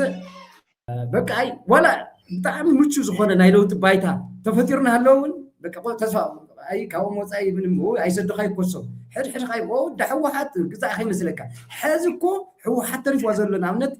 أبز حز ساعات بنكو منفس زلو حزي هو حتى منفس يزلو منفس هاي زبل منفس حزس مقلت وطيع أما قدنا هالخاصة مكرا يلعك تاي أنت تاخذورنا أيوه that is their power ناي هو حتى قلت ما زيو تاخذور يخلو تاخفترو no come on أي تدنجز عد خاتموتي عند حرلي أو صاحية كهو حتى من ما يتسبب زخون السبسوا زحمة قال قال سلت تجبره تفلي مفتحي impossible يو زي خونيو زخفاء خفاتك مسك خمس خيل كن دمدم ومو عيت الدناقز تخيل هات قالس تزخيل هاك صار شو عسوي حدكس تهرب بشكل هو حات اللي زول عوزع حزس تايم بقولوا قال بقى سين هو عبرس ناس تسفي أنا أساس يتجنى أي تجنى بقى وين وزع تناسي بقى كون دي خط بوت قنا عاسي ታለውጥ ግን ሲየም አባ ታለውጥ ወይ ገረ ታለውጥ አታ ታይኮን ከገውሩና የማለት መከራ ሀምኑም ጹል ተረዲሎ ማለት እዩ ታለውጥዋ መግለጽ ለመከራ ሀምኑ ሆነት ምሩዶ ዓቢ ነገር ቀደምኮ ተአምረኛ በመግለጽ ሒዘም ይመጹመ ትግራይ ላብሉ ሆነ ደረጃ ሐፈቢለም ለወስድዋ ኮይል ጽበው ነው exactly recognize ገረኩ ያኑ ለአፍተን خلتየ هو حزه يودنا اي سقعتم بهم زخونا ነገር ደሆነ يمጽ ሆነ ይለቃል ግን ይቆ አነው ኮምፕሊመንት ይዝገብር ዘለኮ ሓደና ነና አነውን ኮ እሱ ወሲደዩ አክሽን ይተሪፍቃኒ ሆ ይለለሁ ስለዚህ ትርጉም ለሐወዶ ምንም ጽቡቅ ከምዘይ ብል ተረዳዲና ለና ጽቡቅ ነገር ሒዘም ከምዘይ መጹ እንድሕር ሒዘም ዘይ መጹ ምዃኑ ፈሊታማ ዋይ እምባይ ናይ ባዕለይ መጻኢ ይኹስን ኢልኻ ናፍቲ ቃልሰተይ ሓደ ማራዚ أي زياس تيل هذا مو بقى صبغ حزوم يمسيوا دك السويل خان لم صور خات قبل يلو معنا بقى خزيس تجنكت سي أزيف حكي سربرايزز إنه يقولون حدش معاله حدش جزع الخط صبغ قالت له هم يقول هالحو حد بعتري الوسنة يوسن بقى تايت الترفي خاي ولا سقي لي قريس عتي خات ناتقالس خات سقي تزيخون كل حريق خسول خدكس إذن خم زي يقولوا إننا نفتح التوخك مت تحبر تهزوي مبزحتي هزوي عمتات صليوهم وديوهم على سقاي النيو بقى على سقاي امنتاي لرند مالت سرو تايمز تمهارو كي تفلطو تسفى قريتو مويتهم نهالهم زلو يمسلهم بمنفسهم يجزا بمنفس زي سبيريت تب ذا سو كولد تبيلر سبيريت لبهال بو زجزا زلو هزوي ስለዚህ ኖ ኦፌንስ ይቀርታ ታይስ ترى خزمنا وبارنت ولا سلاحته وبارنت ولا قزع ولا حزب تجراي نزح حلفوا 4 عامات باريا حوحت ايو نيو حزبون كبارنت يوزن اذا حزنوا لنا يوون باريا سكبارته نصات واس ايمانسيبيشن حق وصيسي ويتا قدي فيهم خد لا بلا يو እንደ ችግር ልፈጥር ነው ነፃ መስተባለ ወዓሉስ ናጽነት መقبال ስخويدو ነይሩ ትግረውን መብዛሕቱ ዘለ ህዝቢ مريض يخونه بسلو learning زعتو زول هو no offense زول هو ناتمهار قصب بيلهم باريا غيرمو state institutions the economy every social fabric كله control غيرم patronage ناسيغانا عليت نموسو نايغزع زمدنا استقطاطرو نيتورك كبوليتيكا سكاب محوراو ركب سكاب قطوا ايكونومي كل انتقالات حيزهم دحر مجرشا state capture غيرو ستيت كابتشر باي ذا خلي يكون ستيت كابتشر حزبون وردكو كابتشر غير من ستيت يا ولا غزيهم محتار يكون ستيت كنل كلنا خمت كرايس دي زلو اتس كابتشر بقيتاچو اتس كابتشر مش مرات انغيرو اي دونت نو كابتشر دي غيرون كابتشر اندعي غنا يعني اي دونت نو سون وحاتنا يدي يرخي وانا من ما يمسلنن بحدا خوين بقيتاچو كابتشر غيرونا ستيت انستيتيوشنز تاخذ دريت وان كونسبچوالي لخونه موسو بعالت بوليتيكال بايكونومي تقمي كورابت براكتيسز غيرهم باترونج مسروتو تاي باترونج نورو ما بقى بتاع مسطم زخونه لينك مالتيوم زي نا حوس مافيا لا لك ولا عبي مس خده ستيت منجستنا تقول كابتشر تقورو مسنا فصمي الخسره مسنا غير ريبورت قبرت لها شويتس زقبلك هذا لو كوميشنرز بسوم يسرحيو كاوس تحر نات خبيرو همز غيرو يلو ياتي كاس اسر بيت صرو مسنا عقا حقنا الله خص حدا كنتكم موسيسي افت صرو مسنا زلو حلفتكم ازغبلس نتنا يغمرك زتتقوم بالسلطان ينغرمو كاو زي جمجمة قال حكينا سرحتني اليوم أرى تقوم نيلو زقنا زجمجمو نيرو سلسلة يوم تقومتي عوي وانجليو لحر أتيمو تسوي تبلي تقومين أسريت أتيم that's what state capture ماله تتحيزانيها زي أخهم زي اليوم تهزبي أخهم زي اليوم هذا تهزب نعمل أحسن حتينا نسرح أتمنى سيت اللي تهزب الخطأ أيوم كاوزنا قال أيوم بمسحتي عاوز الزلو أبغى اللي تأو وجن خوينو دما أكل واحد زنبرة أيو political objectively بعين رب حزبي مرعي زبل زي ما تقول له أيو بمسحتي يزبل زلو كي تردو أمارات حزن نبينه فلا ليز حزن نو جزخي خاني مسؤول يسوع نا بس من قد خندريو يجبأ حزس أي يكون سالسة من قد كتب الكلام خاص توما دي سوا زلو تجارون توما أبزز زلو واحد زلوون يوم تقاموا زوقعوا نمنتاي بكا كحو حد نقول سلا زخانة وين عاي وين مساي وين صلاي زخانة ها وين مساي وين صلاي خيا كذا وين مساي وين صلاي خا تصور ستوينكم لهون قرش أتينا أكاونتنا تعالوا دروكمس والله يلومنا توم حدا توم نحو حد جميرهم بتلي نا زي بلسقنا ويس سمرت زهاومي لو فيسبوك تستوى ستوينكم والله يلوم بحر كاو مستصريو واي ايخوني نحنا يكوننا كاب سمرتهم كاب بلصقنا زتواريلن زبل كاب اديس بروف مسغورو زومناي اديس ابا زلو تمليسهم حوحات هاوتم يلوم بلو يلومنا دينا مالتي احنا مرسهبنا تقداي بايزا بيت فرديو زلو خيدي زلو كركرينا زلنا ገንዘብ ሲናውን ቴሌቶን ከይንብል ብስም ዝቅርሽ እዚ ንኽልል ምን እውን ተፀግምና ኢና ዘለና ቤት ፍርዲ እዩ ከምዚ ከይንብል ቤት ፍርዲ ፅዕንቶን ዘይምፍጣር ኢልና يبزحنا يبزحنا يقول لي رب هو بقى انا حقك في عليه حزين ياخذ قداي ان هاي كبل لي يبلو خلتيهم مالتي خلتيهم يوقع ازي ولادات حواحات سلازخون ولادات حواحات يقولون اندبندنت كتكون كلها حدقه يخنعو انزل زي فور يوقع خمالت ስለዚህ ሳርሳ መንገድ ይዘ حاسس هتمت تلخاسي ጥዕና ዘለዎ ፖለቲካ ስለዘይብልና ኩልና ዝሓመምና ስለዝኾንና መንጎ ሕሙማን ትጥዕሚ ፍላይ እውን ኣፀጋሚ ስለዝኾነ እምበር ናይ ትግራይ ፖለቲካ እኮ ብእሊ ደረጃ እውን ኣብ ከቢድ እዩ ዘሎ ብፍላይ ናይ ሃይማኖት ትካላት ሓዊስካ ዝገብርዎ ዘለው ትሪት ኣለካ ዓንቶ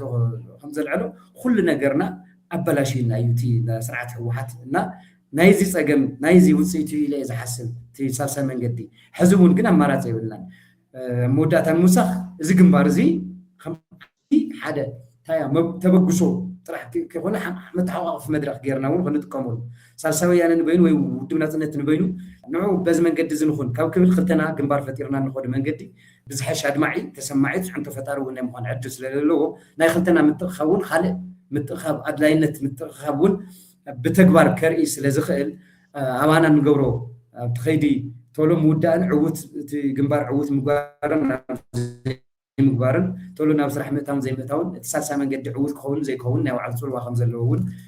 نرد عينا نجذبينا الماللي ثانك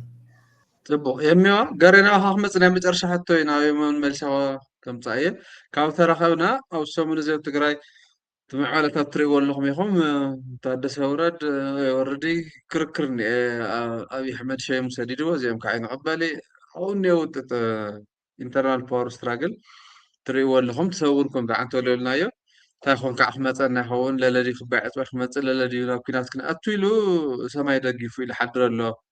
تدخل تسلا الصور حل حلف أوردي تشو تلحلفت أقم لي أكل كويلس حزبون كالي توسخنا قر كيمات أيو لجنا قلت سبب بي أوردي سال ساور إحنا مثل نعزس درجة كبعت ويشت لأننا دمازيل لك أشياء لك زعيل نجاري لمدحيت يعني سو توم حدش معلومات توسو منه كما يتريقوا ملخم تايكول لكم تحاسبوا صوت من أسوي وانت حزنوا لنا سالسة من مارس ونوقف متأتيو ህዝቡን ተኸገብረሎ ከመይ ክሪኦሎ ኢልኩም ተሓስቡ ክንዓቱ ኢለ ገሪራ ኦኬ ሸዊታ እቲ ማንም ሰብ ክስሕቶ ዘይብሉ ነገር ሲ እቲ ኣብ ትግራይ ተፈፂሙልና ዘሎ ፅንተትስ ናይ ፖለቲካ ውድቀት ውፅኢት ምዃኑ ኣብዚስ ምንም ዘጠራጥር ነገር የብሉ እዩ ስለዚ ፅንተት ዝተፈፀመላ ዓዲና እኒና ንምንታይ ከምኡ ኻይኑ እቲ ልመፅእ ዘሎ ኩነታት ኣሚቱ ገምጊሙ እዚ ክከላኸል ዝኽእል ፖለቲካል ኤጀንሲ ስለዘይነበረና እዩ ስለዚ ከም ዝፍለጥ ሕዚ እውን እቲ ዓነቶም ፀላእትና እቲ ብጣዕሚ ዘሕዝነንስ ህወሓትስ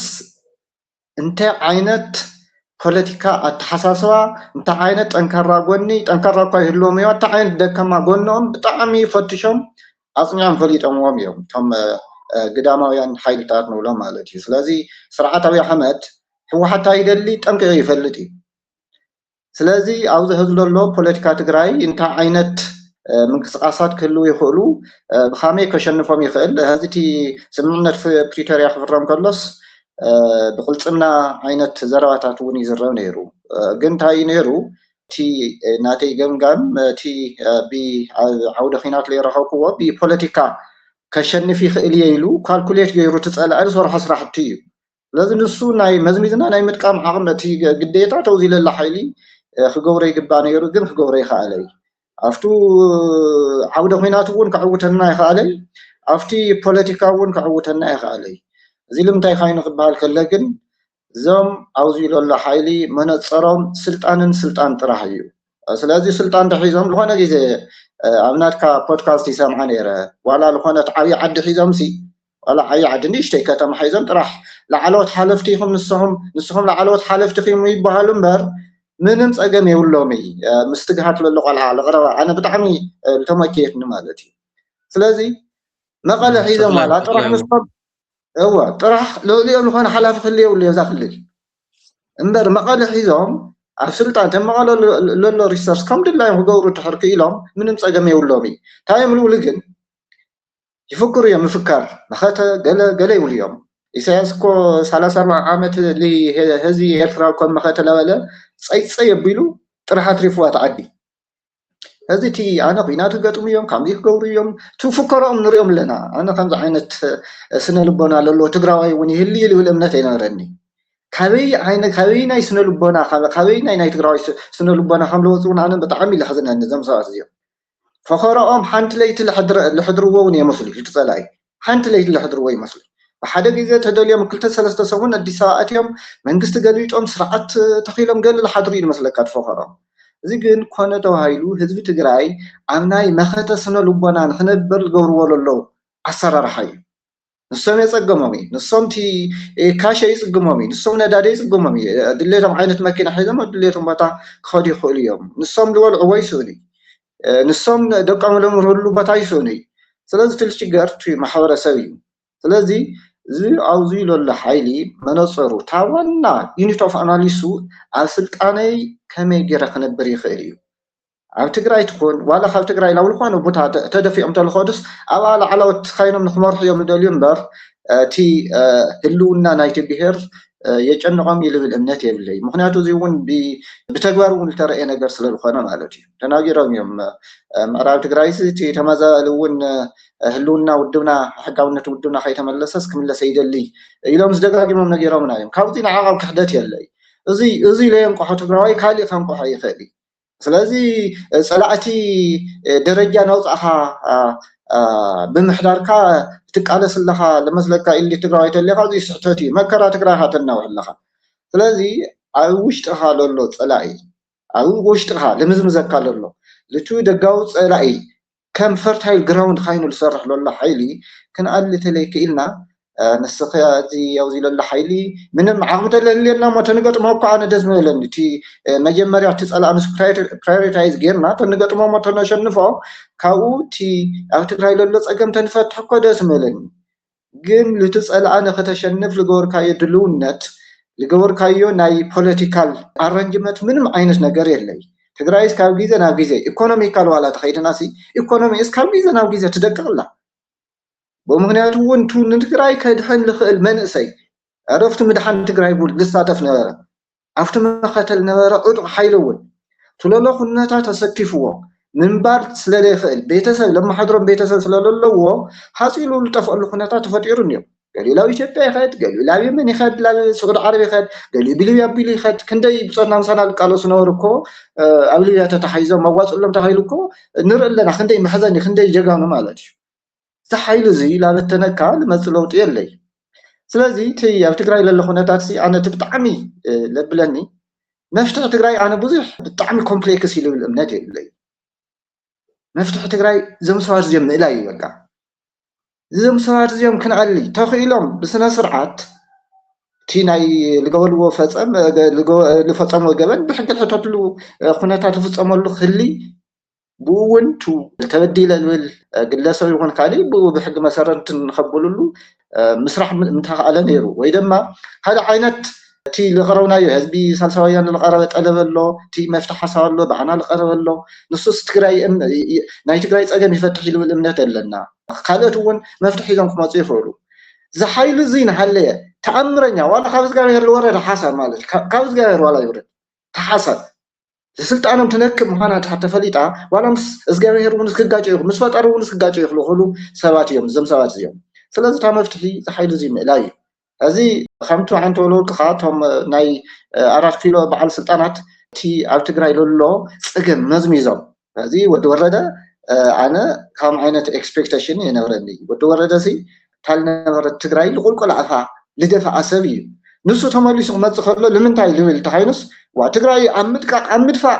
ለዓበይ ኮንትሪቢሽን ስለዝገበረ ሽልማት ኢላ ተሸሊሙ ይመፅ ሰብ እዚ ምክንያቱ ትናቶም ፕሮጀክት ላፈፀመ ስለዝነበረ እቲ ትግራይ ኣብ ምጥፋእ ናይ እቲ 4 ኪሎ ዘሎ ሓይሊ ጥራሕ ኣይኮነ ዘመውዚ ዘለዎ ሓይልታት እውን ብከምኡ ስለንገልፆም ስለዚ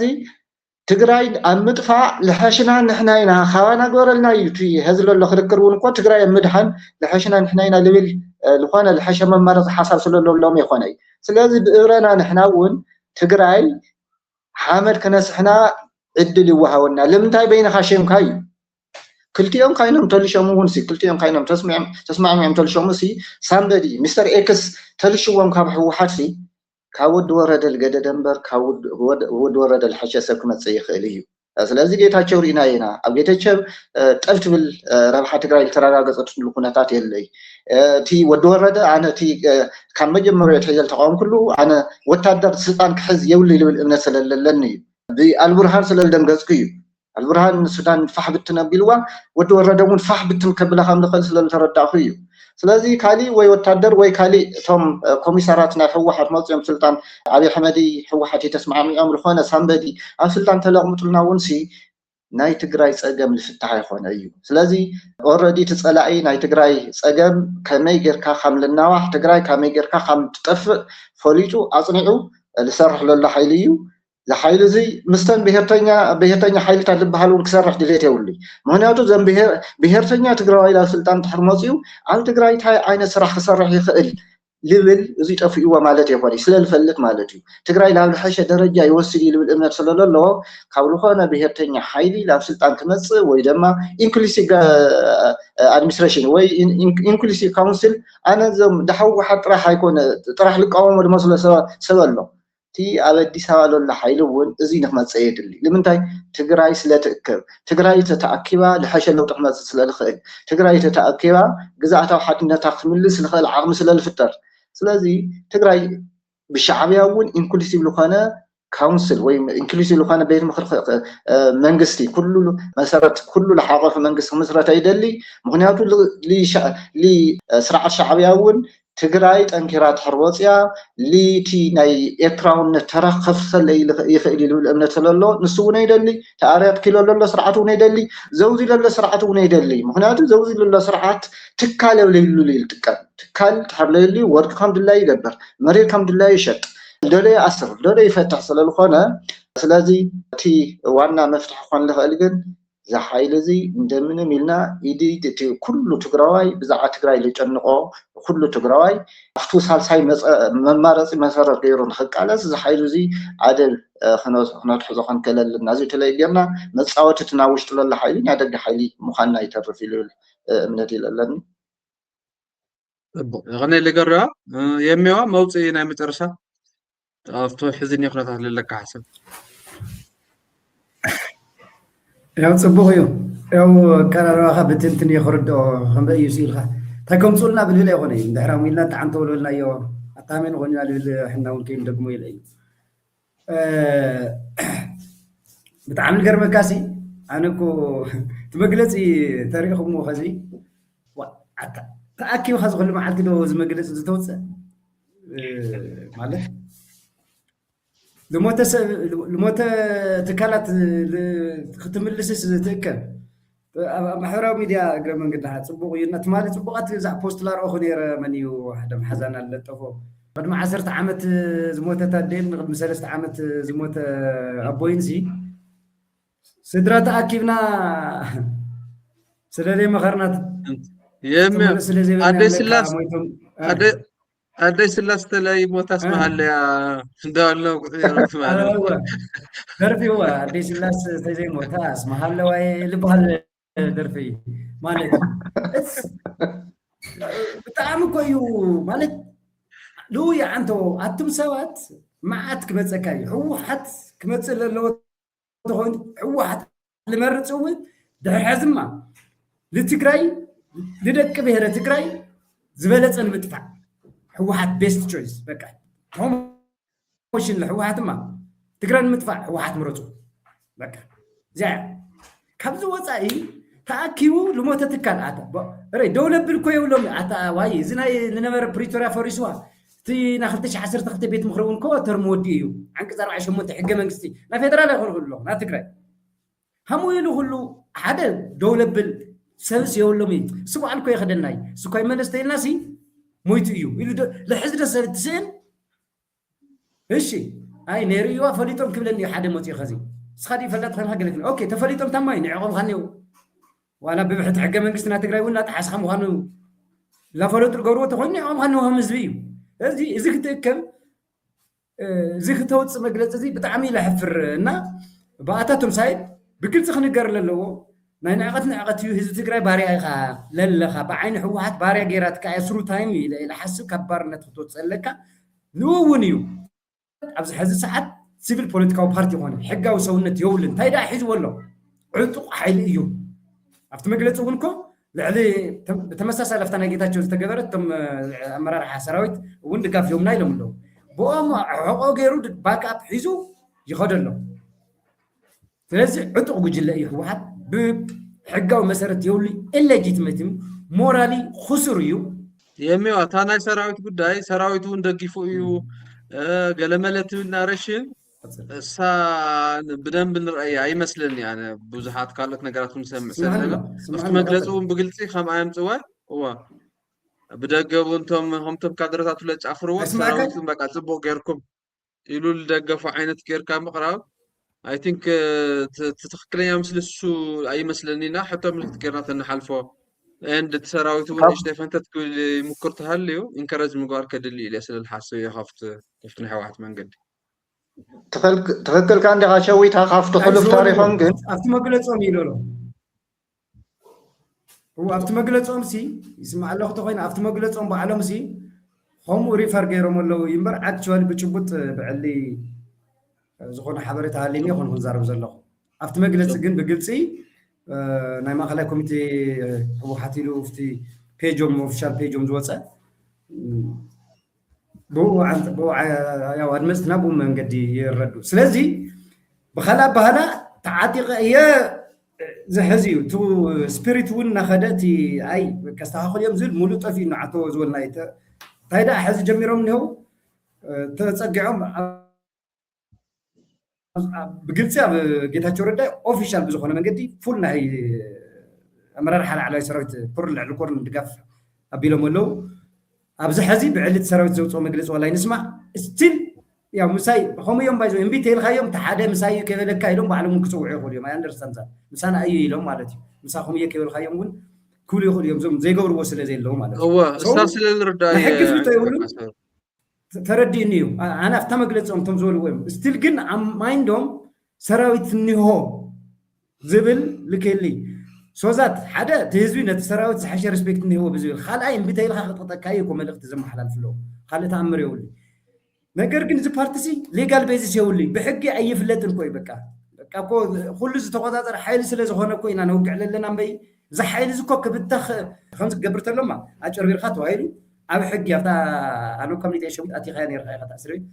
ኣብ ኣካኣት ይግበሩ ነይርዎ ስለዚ ንፌደራል መንግስቲ ሓደ ኣብዚ መግለፂ ዘሎ ዝገርመካስ ሕወሓት ንባዕላ ዘይትገብሮ እንድያ ተሓትት ንባዕላ ዘይትገብሮስ ተሓትት እያ ኣየማኽርኻኒ ብሓደ ኢልና ተዛቲና ንገብር ነበርና ገለ ግዛዕ እያ ትብልና ንወዲ ወረደስ ንበይኑ ሓቂፍካ ኢኻ ዋጊዕካዮ ኣነ ተሓቆፍኩ ሕዚ ኣይ ሕወሓት ማእዚ ሓቂፍ ክትፈልጢ ሕዚ ቅድሚ ሕዚ ዝገርመኩም እንኳ ዓሰይ ሊትራሊ ስፒኪንግ እንኳ ዓሰይ ንብሎ ልወዲ ወረደ እንኳ ዓሰይ ዋትስ ጎስ ራውንድ ካምስ ራውንድ ዝበሃል ናይ ሓቂ ረንጅ ንብሎ ዝዘረኻዮ ኢኻ ተዓፅሎ እሱ ዝገበራ ዘይራ ባዕሉ መፅያቶም እያ እሳ እውን ክልቶም እዮም ዝዘረእዎ ዝዓፅ ዘሎ ሕወሓት እውን ወዲ ወረደ እውን ክልቲኦም ማለት እዩ ብሓደ ኮይኖም ናይ ሓባር ፀለም ገለ ወቂዖም እውን ጌታቸው ረዳ ድሓር ሕዚ ደሞ ሕወሓት ምስ ኣብይ ኮይኑ ከድዕኒ ትብላ እሱ እውን ስለዘይተቐበልኩም ንኣነ ይኸድን ግዛዕ ገለ ብዝብል መግለፂ ናበለ ሰስፔንስ ይገብረና ኣነ ኳ ሰስፔንስ ኮይኑ ይፈልጢ ናቱ መግለፂ ንምስማዕ ወዲ እየ እውን ኣይፈልጥን መግለፁ ሰው ክልቲኦም ዝዘርእዎ ዝዓፅ ዘሎ ቅድሚ ሕዚ ወዲ ወረደ ኣካቢ ኮሚቴ ገይራት ተባሂሉ ወዲ ወረደ እኮ አንደኛ ሕወሓት ምሕሽከር ይኮን ለገልገለ ማለት ካብ በረኻ ይኮን ያ በረኻ ተቃለስዎ ነኽብር ኢና ኣብዚ ሕዚ ግዜያዊ ምሕዳር ፈለማ ክጣየሽ ሙሉእ ወርቂ እሱ ግዜያዊ ምሕዳር ኮይኑ ትግራይ ዕልምልም ነውፅሑ መምህር ሙሉእ ወርቂ ያነ ማርያምና ታደሰ ወረደ ዝመልሰና ምድራዊ ሓይሊ የለ ኢሉ ካልኦት ውድባት ሓቆፋ ይኹን ክበሃል ከሎ ምስ ኣብይ ኣሕመድ ዝራኸብ ዝነበረ ወዲ ወረደ ብውሽጢ ንረጋገር ኣለና ኤክስፕሊሲትሊ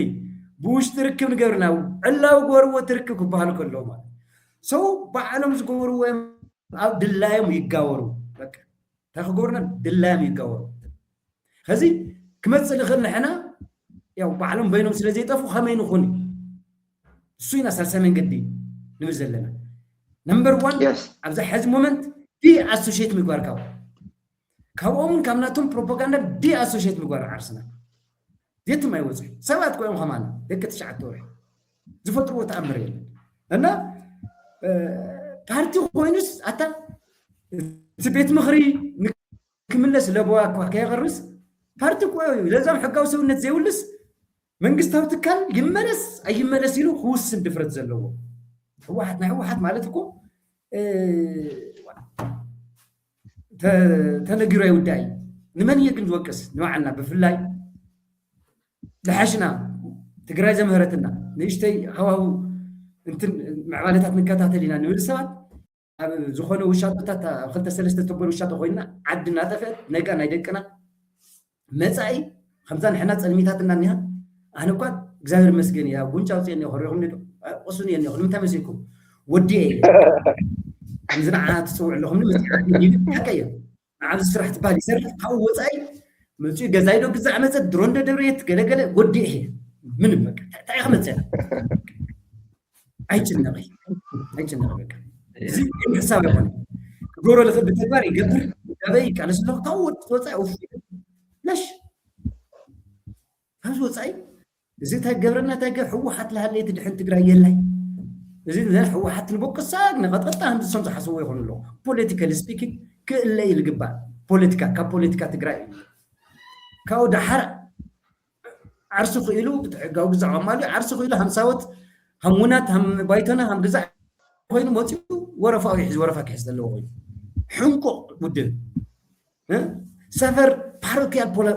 ፖለቲክስ ናይ ድሑር ከባቢያዊ ፓሮኪያል ፖለቲክስ መሕቢ በዓቲ መብቆሊ ድኹዒ ናይ ጥፋት ትግራይ እንታይ ይበሉ እዚ ሕንበሻ መዋኽዕቲ ጥፋት ትግራይ ካብ መጀመርያ ጀሚሩ ሕዚ ደግሞ ዋና ተሳታፊ ኮይኑ ስለዚ ተመዛባላይ ገለ ግዛዕ ናሸቀጠሎም ፀኒሑ ኖ ክምለሱ ኣይደልዮምን ፎር ሹር ብጭቡጥ እውን ሕወሓት ግዛኣት ሕጋዊ ሰውነቱ ከይተመለሰሉ ምዕራብ ትግራይ ይኹን ተመዛበልቲ ዘሎ ኣጀንዳ ክምለስ ኣይኽእልን ቢካውዝ ሕወሓት ኢረለቫንት ክኾን እዩ ካብ ፖለቲካ ትግራይ እንታይ ሒዙ ዕደጋ ክወፅእ ክሸጥ انت قديمهم تملسهم مننتي حقا سونتي تملسي حزب تግራይ بزحز ساعات سلا حوحات مسراز خقدشو دي نو ስለዚህ ፕሌይንግ ካርድስ መጻወቲ ካርድ ፍትናይ ህወሓት ፖለቲካ ቁማር የድልየሎ ግዛት ሕዚ ደሞ ዝደብዳቤ ሪኹም ተኾኑ መግለጺ ናይ ደሞ ሰራሕ ትክክል እዩ ዓንተ እኮ ደርጋ ዕፅዋ ከባይና ኒና ሸዊት በደንብ ገልጽ ቀይራ ካብኣታትን ናይ መንግስቲ ሰራሕተኛ ደሞዝ ምትሓዝ ገለ ዝብል ፌደራል መንግስቲ ኣነ ኣይትቆስ እየ ዝብል ምሳይ ኮይኑ ተፊዳ ተቋሪጽ ካም ኣለኻ ዶ የሚያ መስሓላ ቃጽ ኢንተርኔት ነይሩ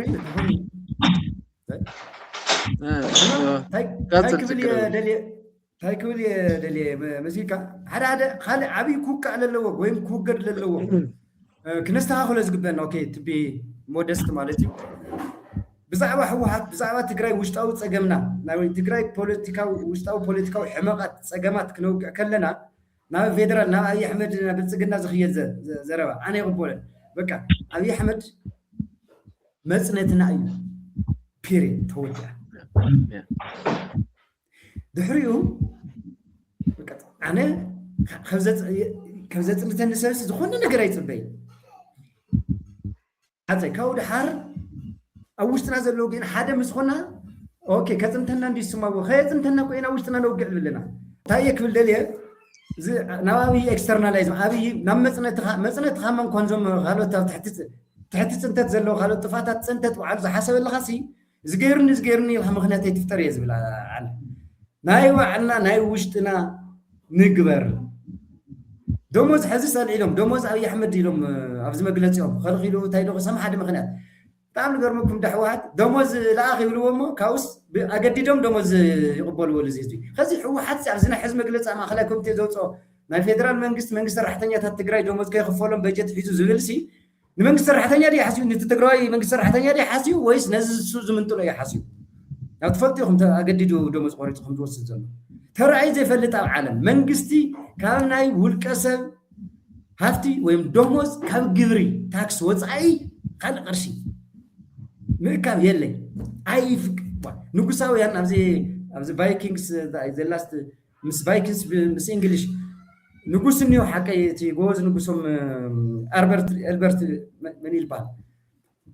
ጓሉ ተታሒዛቶ ሲ ብሽዑ ግዜ እኮ 16 ክፍለ ዘመን ጓሉ ያው ሒዞም ከደራደሩ ፖለቲካሊቶም ቫይኪንግስ ማለት እዩ ቅርሺ እዮም ዘልዩ ከዚ ቅርሺ ክብል ተሎ የውሊ ብዙሕ ቅርሺ ብሽዑ ግዜ 10,000 ሽሊንግ ግዛዕ ካብኡ ታይማ ክገብር ሲ ካብ ህዝቢ ንለምን ኢሉ ናይ ልኡኻት ህዝቢ ምልማን እዮም ጀሚሮም ከምዚ ጓል ንጉስ ጓል ጃን ከምዚ ኮይና ግዛዕ ገለገለ ተባሂል ለላቶም እዚኣ ጠብላ በለሰብ ይኸል ብሽዑ ግዜ ንጉሳዊ ኣብሶሉት ሞናርኪ ኣብ ዝነበረሉ እኳስ ጓሌ ተታሒዛ ያሉስ ቅርሺ ክወስድ ኣይፈተነይቲ ንጉስ ናይዚኦም ተፍቅር ትሙክር እያ በቃ ኮይድኩም ለመኑ ኮፍ ኢሉ እኮ እዩ መኺሩ ገለ همزة تهزو لتأمي وإنه لغون حمام قدمي نيرو لأتي حمام همزة لم جستفي قرمو بك على خالة همزة أبزي أنزين بوتا تطويدهم نقولوا الهزبي كاو هزو بو على موتيو طب يبل همزة يعني بيت أمن قدي تتخولو مالتي إذا أنت ساعات يوم بك خالي يوم سلازينا معنا مواصلنا لا نفتصال سامن قد نمسع أبزي حزل اللي معوالنا ودورة ده تريانجولار ندي خزي تريانجولار لغون وترينيو هو حتى ودورة ده فيدرال لغونينيو كهذي دي أسوشيت نقدر وعنا إذا هو تعرف جورنا أيه ما ينمي لقدر يوم جورنا الصبح خلوا جورنا أيه زي اللي بلا thank you صبغ يمه صبغ قري لغاري كاتالونيا مترشا ده خنا عطوا هو حضر بلازيتي هذه تي بتلاقي سالساي من قد دفنوا الكلنا سي كما اوبريشنالايز يقبر نصو بدم بي او تي عنفتات توصل انت المال دري هذه تي كاو حبوحات تنصبايم غيرهم من اوزي سربرايز نكون يبلناي تو درجه دنقرنهم درجه نقاتنا يتهزبي لريلو خبي زنا غيزو لا رينا مصيم يوم كاوزين عقابس حقاونت ودو يتملس تمازابلكم الله سيد اللي كلن كخلص ازي تلعابي نقات على حزب تግራይ ውን ትልዓለ ቁጣ አልዒሉ ኣነቲ ንغع ማሕበረሰብ ተልህልየና ስሮማናት ኣዳባይ ሰልፍ ብሰልፍ ኻይኑ ተም ተመዛበልቲ ውን ወፅዮም ብስሩ ንስኹም ኣይትውክሉና ይክብሉ እየ ለፅበ ነይረ ግን ከም ሕማቅ ኣጋጣሚ ኻይኑ ልነቕሐ ማሕበረሰብ ስለለይብልና ከምዚ ክኾነ ይኽኣለይ ስለዚ ብህዝቢ ናቐለዱ ብመከራ ህዝቢ ናተሳለቑ ናቐለዱ ልኸዱ ሓይልታት እዮም እሞ ዘፍቲ ሳልሳይ መማረፂ ኩሉ ኣብዚ ሕዚ ግዜ ሲ ዝተወደበ ጥራሕቲ ፖለቲካ ውድብ ጥራሕ ኣይኮነ ትግራይ ለድሕና ኩሉ ትግራዋይ በቃ ኩሉ ትግራዋይ ፀፀር ትደሊ እያ እዚ በተለይ ብሓፂር ኣብ ሓፂር ግዜ ክንገብሮ ዝግበአና ተን ፖለቲካል ውድባት ካብ ህወሓት ወፃእ ኣለዋ ህወሓት እውን ምሳኹም ተወዲብና ህዝብና ክነድሕኒና ዝብሉ ግለሰባት ተልዮም ንሶም እውን ዌልካም ኢልና ተቐቢልና ዝኾነ ፕላትፎርም ፈጢርና ቃልሲ እዚ ንሕናቲ መቸም ቶም ህወሓት ዝኽእልዋስ ኣነ እውን ይኽእላየ ይሸዊት እውን ይኽእላየ ካሊእ እውን ይኽእላየ ታምት እኳስ እያ ተኣምነቶም ንሕና ብሓሳብ ስለንወልፆም ብሓሳብ ነሸንፎም ምኽኣልና ስለንፈልጥ እምበር ንሶም ከምዚ ስለዝገበሩ ላፍቲ ናቶም ደረጃ ወሪድና ክንገብር ስለለይንደሊ እምበር ታንሳ ዝገብርዋ ዝፈልጣ ኢና ንሕና ስለዚ ብቲ ከምኡ ዓይነት መንገዲ እውን ትግራይ ናብ ምድማይ ክወስድ ስለልኽእል ዓርሰ ብዓርስኻ ምጥፋእ ስለልኽእል ከምዚ ኢሎም ተቐፂሎም ብቲ ፖለቲካዊ ሰላማዊ ቃልሲ ክሳኻዕ ይክእሉ ምንም ክንገብር ኣይንኽእል ትግራይ ላጠፈአት ኢልና ክንርኢ ንኽእል ኣብዛ ህዝ ለላ ኩነታት ግን ካብኣቶም ዝሓሸ ናይ ሓሳብ ልዕልና ስለለና ዝሓሸ ስራሕቲ ሰሪሕና ትግራይ ነድሕነሉ ስለዚ እቶም ሲቪል ሶሳይቲ እቶም ፖለቲካ ውድባት ተወዲቦም ሰላማዊ ቃልሲ ሰላማዊ ሰልፊ ኣነ ብዙሕ ዓይነት ለውጢ ክመፅእ ይኽእል ዝብል እምነት ይለለኒ ግን እንታይ ፀገም ናብ ሓደ ክንመፅእ ይኽኣልና እዩ ሸዊት እውን ከም ናይ ሚድያ በዓል ሞያ ኣብዚ ነገራት እዚ ኣትኪርካ ተሰርሕ እሞ ሲቪል ሶሳይቲ እቶም ብጣዕሚ ኦርጋኒክ ዝበሃሉ ናይ ትግራይ ሲቪል ሶሳይቲ ሲቪልካ ናቶም መሳርሒ ዝኾኑ ከይኮኑስ ተን ፖለቲካ ዘለዋና ፖለቲካ ውድባት ናብ ሓደ ጥምረት መፅኦም ካልኦት ግለሰባት ፅዑንቶ ዝፈጥሩ ግለሰባት እውን መፅኦም ናብ ሓደ መፂና መፍትሒ ትግራይ ካባና እዩ ኢልና ንሕና ኢና መፍትሒ እቲ መፍትሒ ንብሎ እውን ናብ ህዝቢ ዕላዊ ጌርና ዝሓይሉ እዚ ካብ ናይ ፖለቲካ ትግራይ ንኣልየሉ ስራሕትታት ኣብ ሓፂር ግዜ ተንሰርሕ ዝብል እምነት ይለለኒ ስለዚ ኣብዚታት ንሰርሖ ነገራት ተልዩ ሓቢርና ተንሰርሕ ፃውዒተይ ንምቕራብ ደልየ በዚ ኣጋጣሚ ወዲ ኣለኹ ሸዊት ፅቡቅ ገብረስላሴ የማነ ያቕኒየለይ ብጣዕሚ ነዊሕ ሰዓት ይሕዘኩም ብዙሓት ጉዳያት ኣልዒልና ኢና ኣይ ቲንክ ንቐድሚት እውን ብሓደ ሓደ ክንመፆም ኢና ክንመላለሶ ኢና ብደንቢ ዚ ኣጀንዳ እዚ ምክንያቱም መማረፂ እዚ እቲ ዝሓሸ ኢልና ክሳእል ሓሳብና ብብዙሕ መንገዲ እንዳተመላለስካ ምፍታሽ ከድሊ እዩ ንስኹም ኩን ከም ውድብ ትልወሰድኩሞ ኢኒሽቲቭ ክልቲኡ ውድብ ብጣዕሚ ዓብዪ ኣኽብሮት ኣድናቖት ኣለና ኣነ ብውልቀይ እቲ ማሕበረሰብ እውን ትርእይዎ ኣለኹም ኢኹም እንዲያውም ዘንጊዕኹም ኣበይ ነርኩም እንኳዕ ናብ ከምዚ ዝበለ ሓሳብ መፃኹም ዝብል ኣይ ቲንክ ብዝተወሰነ መልክዑ ተስፋ ዝፈጠረ ምንቅስቓስ እዩ ስለዚ እቲ ሓላፍነት ዝወሰድኩሞ ብጣዕሚ ከቢድ ምዃኑ ተረዲእኹም ንእሽተይ ብደንቢ ፑሽ ምግባር ቶሎ ውፅኢት ሒዝካ ምምፃእ ከድሊ እዩ ዝመስለኒ እቶም ካልኦት ሰብኡ ክኣትዉ ዝግብኦም ክሕቆፍ ዝግብኦ ሰብ ብምልኡ እንዳተሓቆፈ ከይዱ ናይ ሓቂ መማረፂ ሓይሊ ነቲ ህዝቢ እውን ተስፋ ልህብ መዋፅኦ እውን ሒዙ ዝመፅእ ፍሮንት ክኸውን እዩ ናይ ትፅቢትን ተስፋን ንቅድሚት እውን መላሊስና ደጋጊምና ክንሪኦ ክንምክር ኢና ተመሊስና እውን ክፅዋዕኩም ጋያሽ ኮንኩም ክነውግዕ ኢና ብደንብ ብዲቴል ሎማዓንቲ ግን የኽብረለይ የቕኒየለይ ብጣዕሚ ክትገቡ ታንኪዩ እና እውን ብጣዕሚ ኢና ነመኔልና ሸዊት ዕድል ስለዘና ክብረት ያበልና በስም ግንባር ሰናይ መዓልቲ ንኽልቴኹም ተመልከትና ሰናይ ግዜ ይኹነልኩም ሰላም ንህዝቢ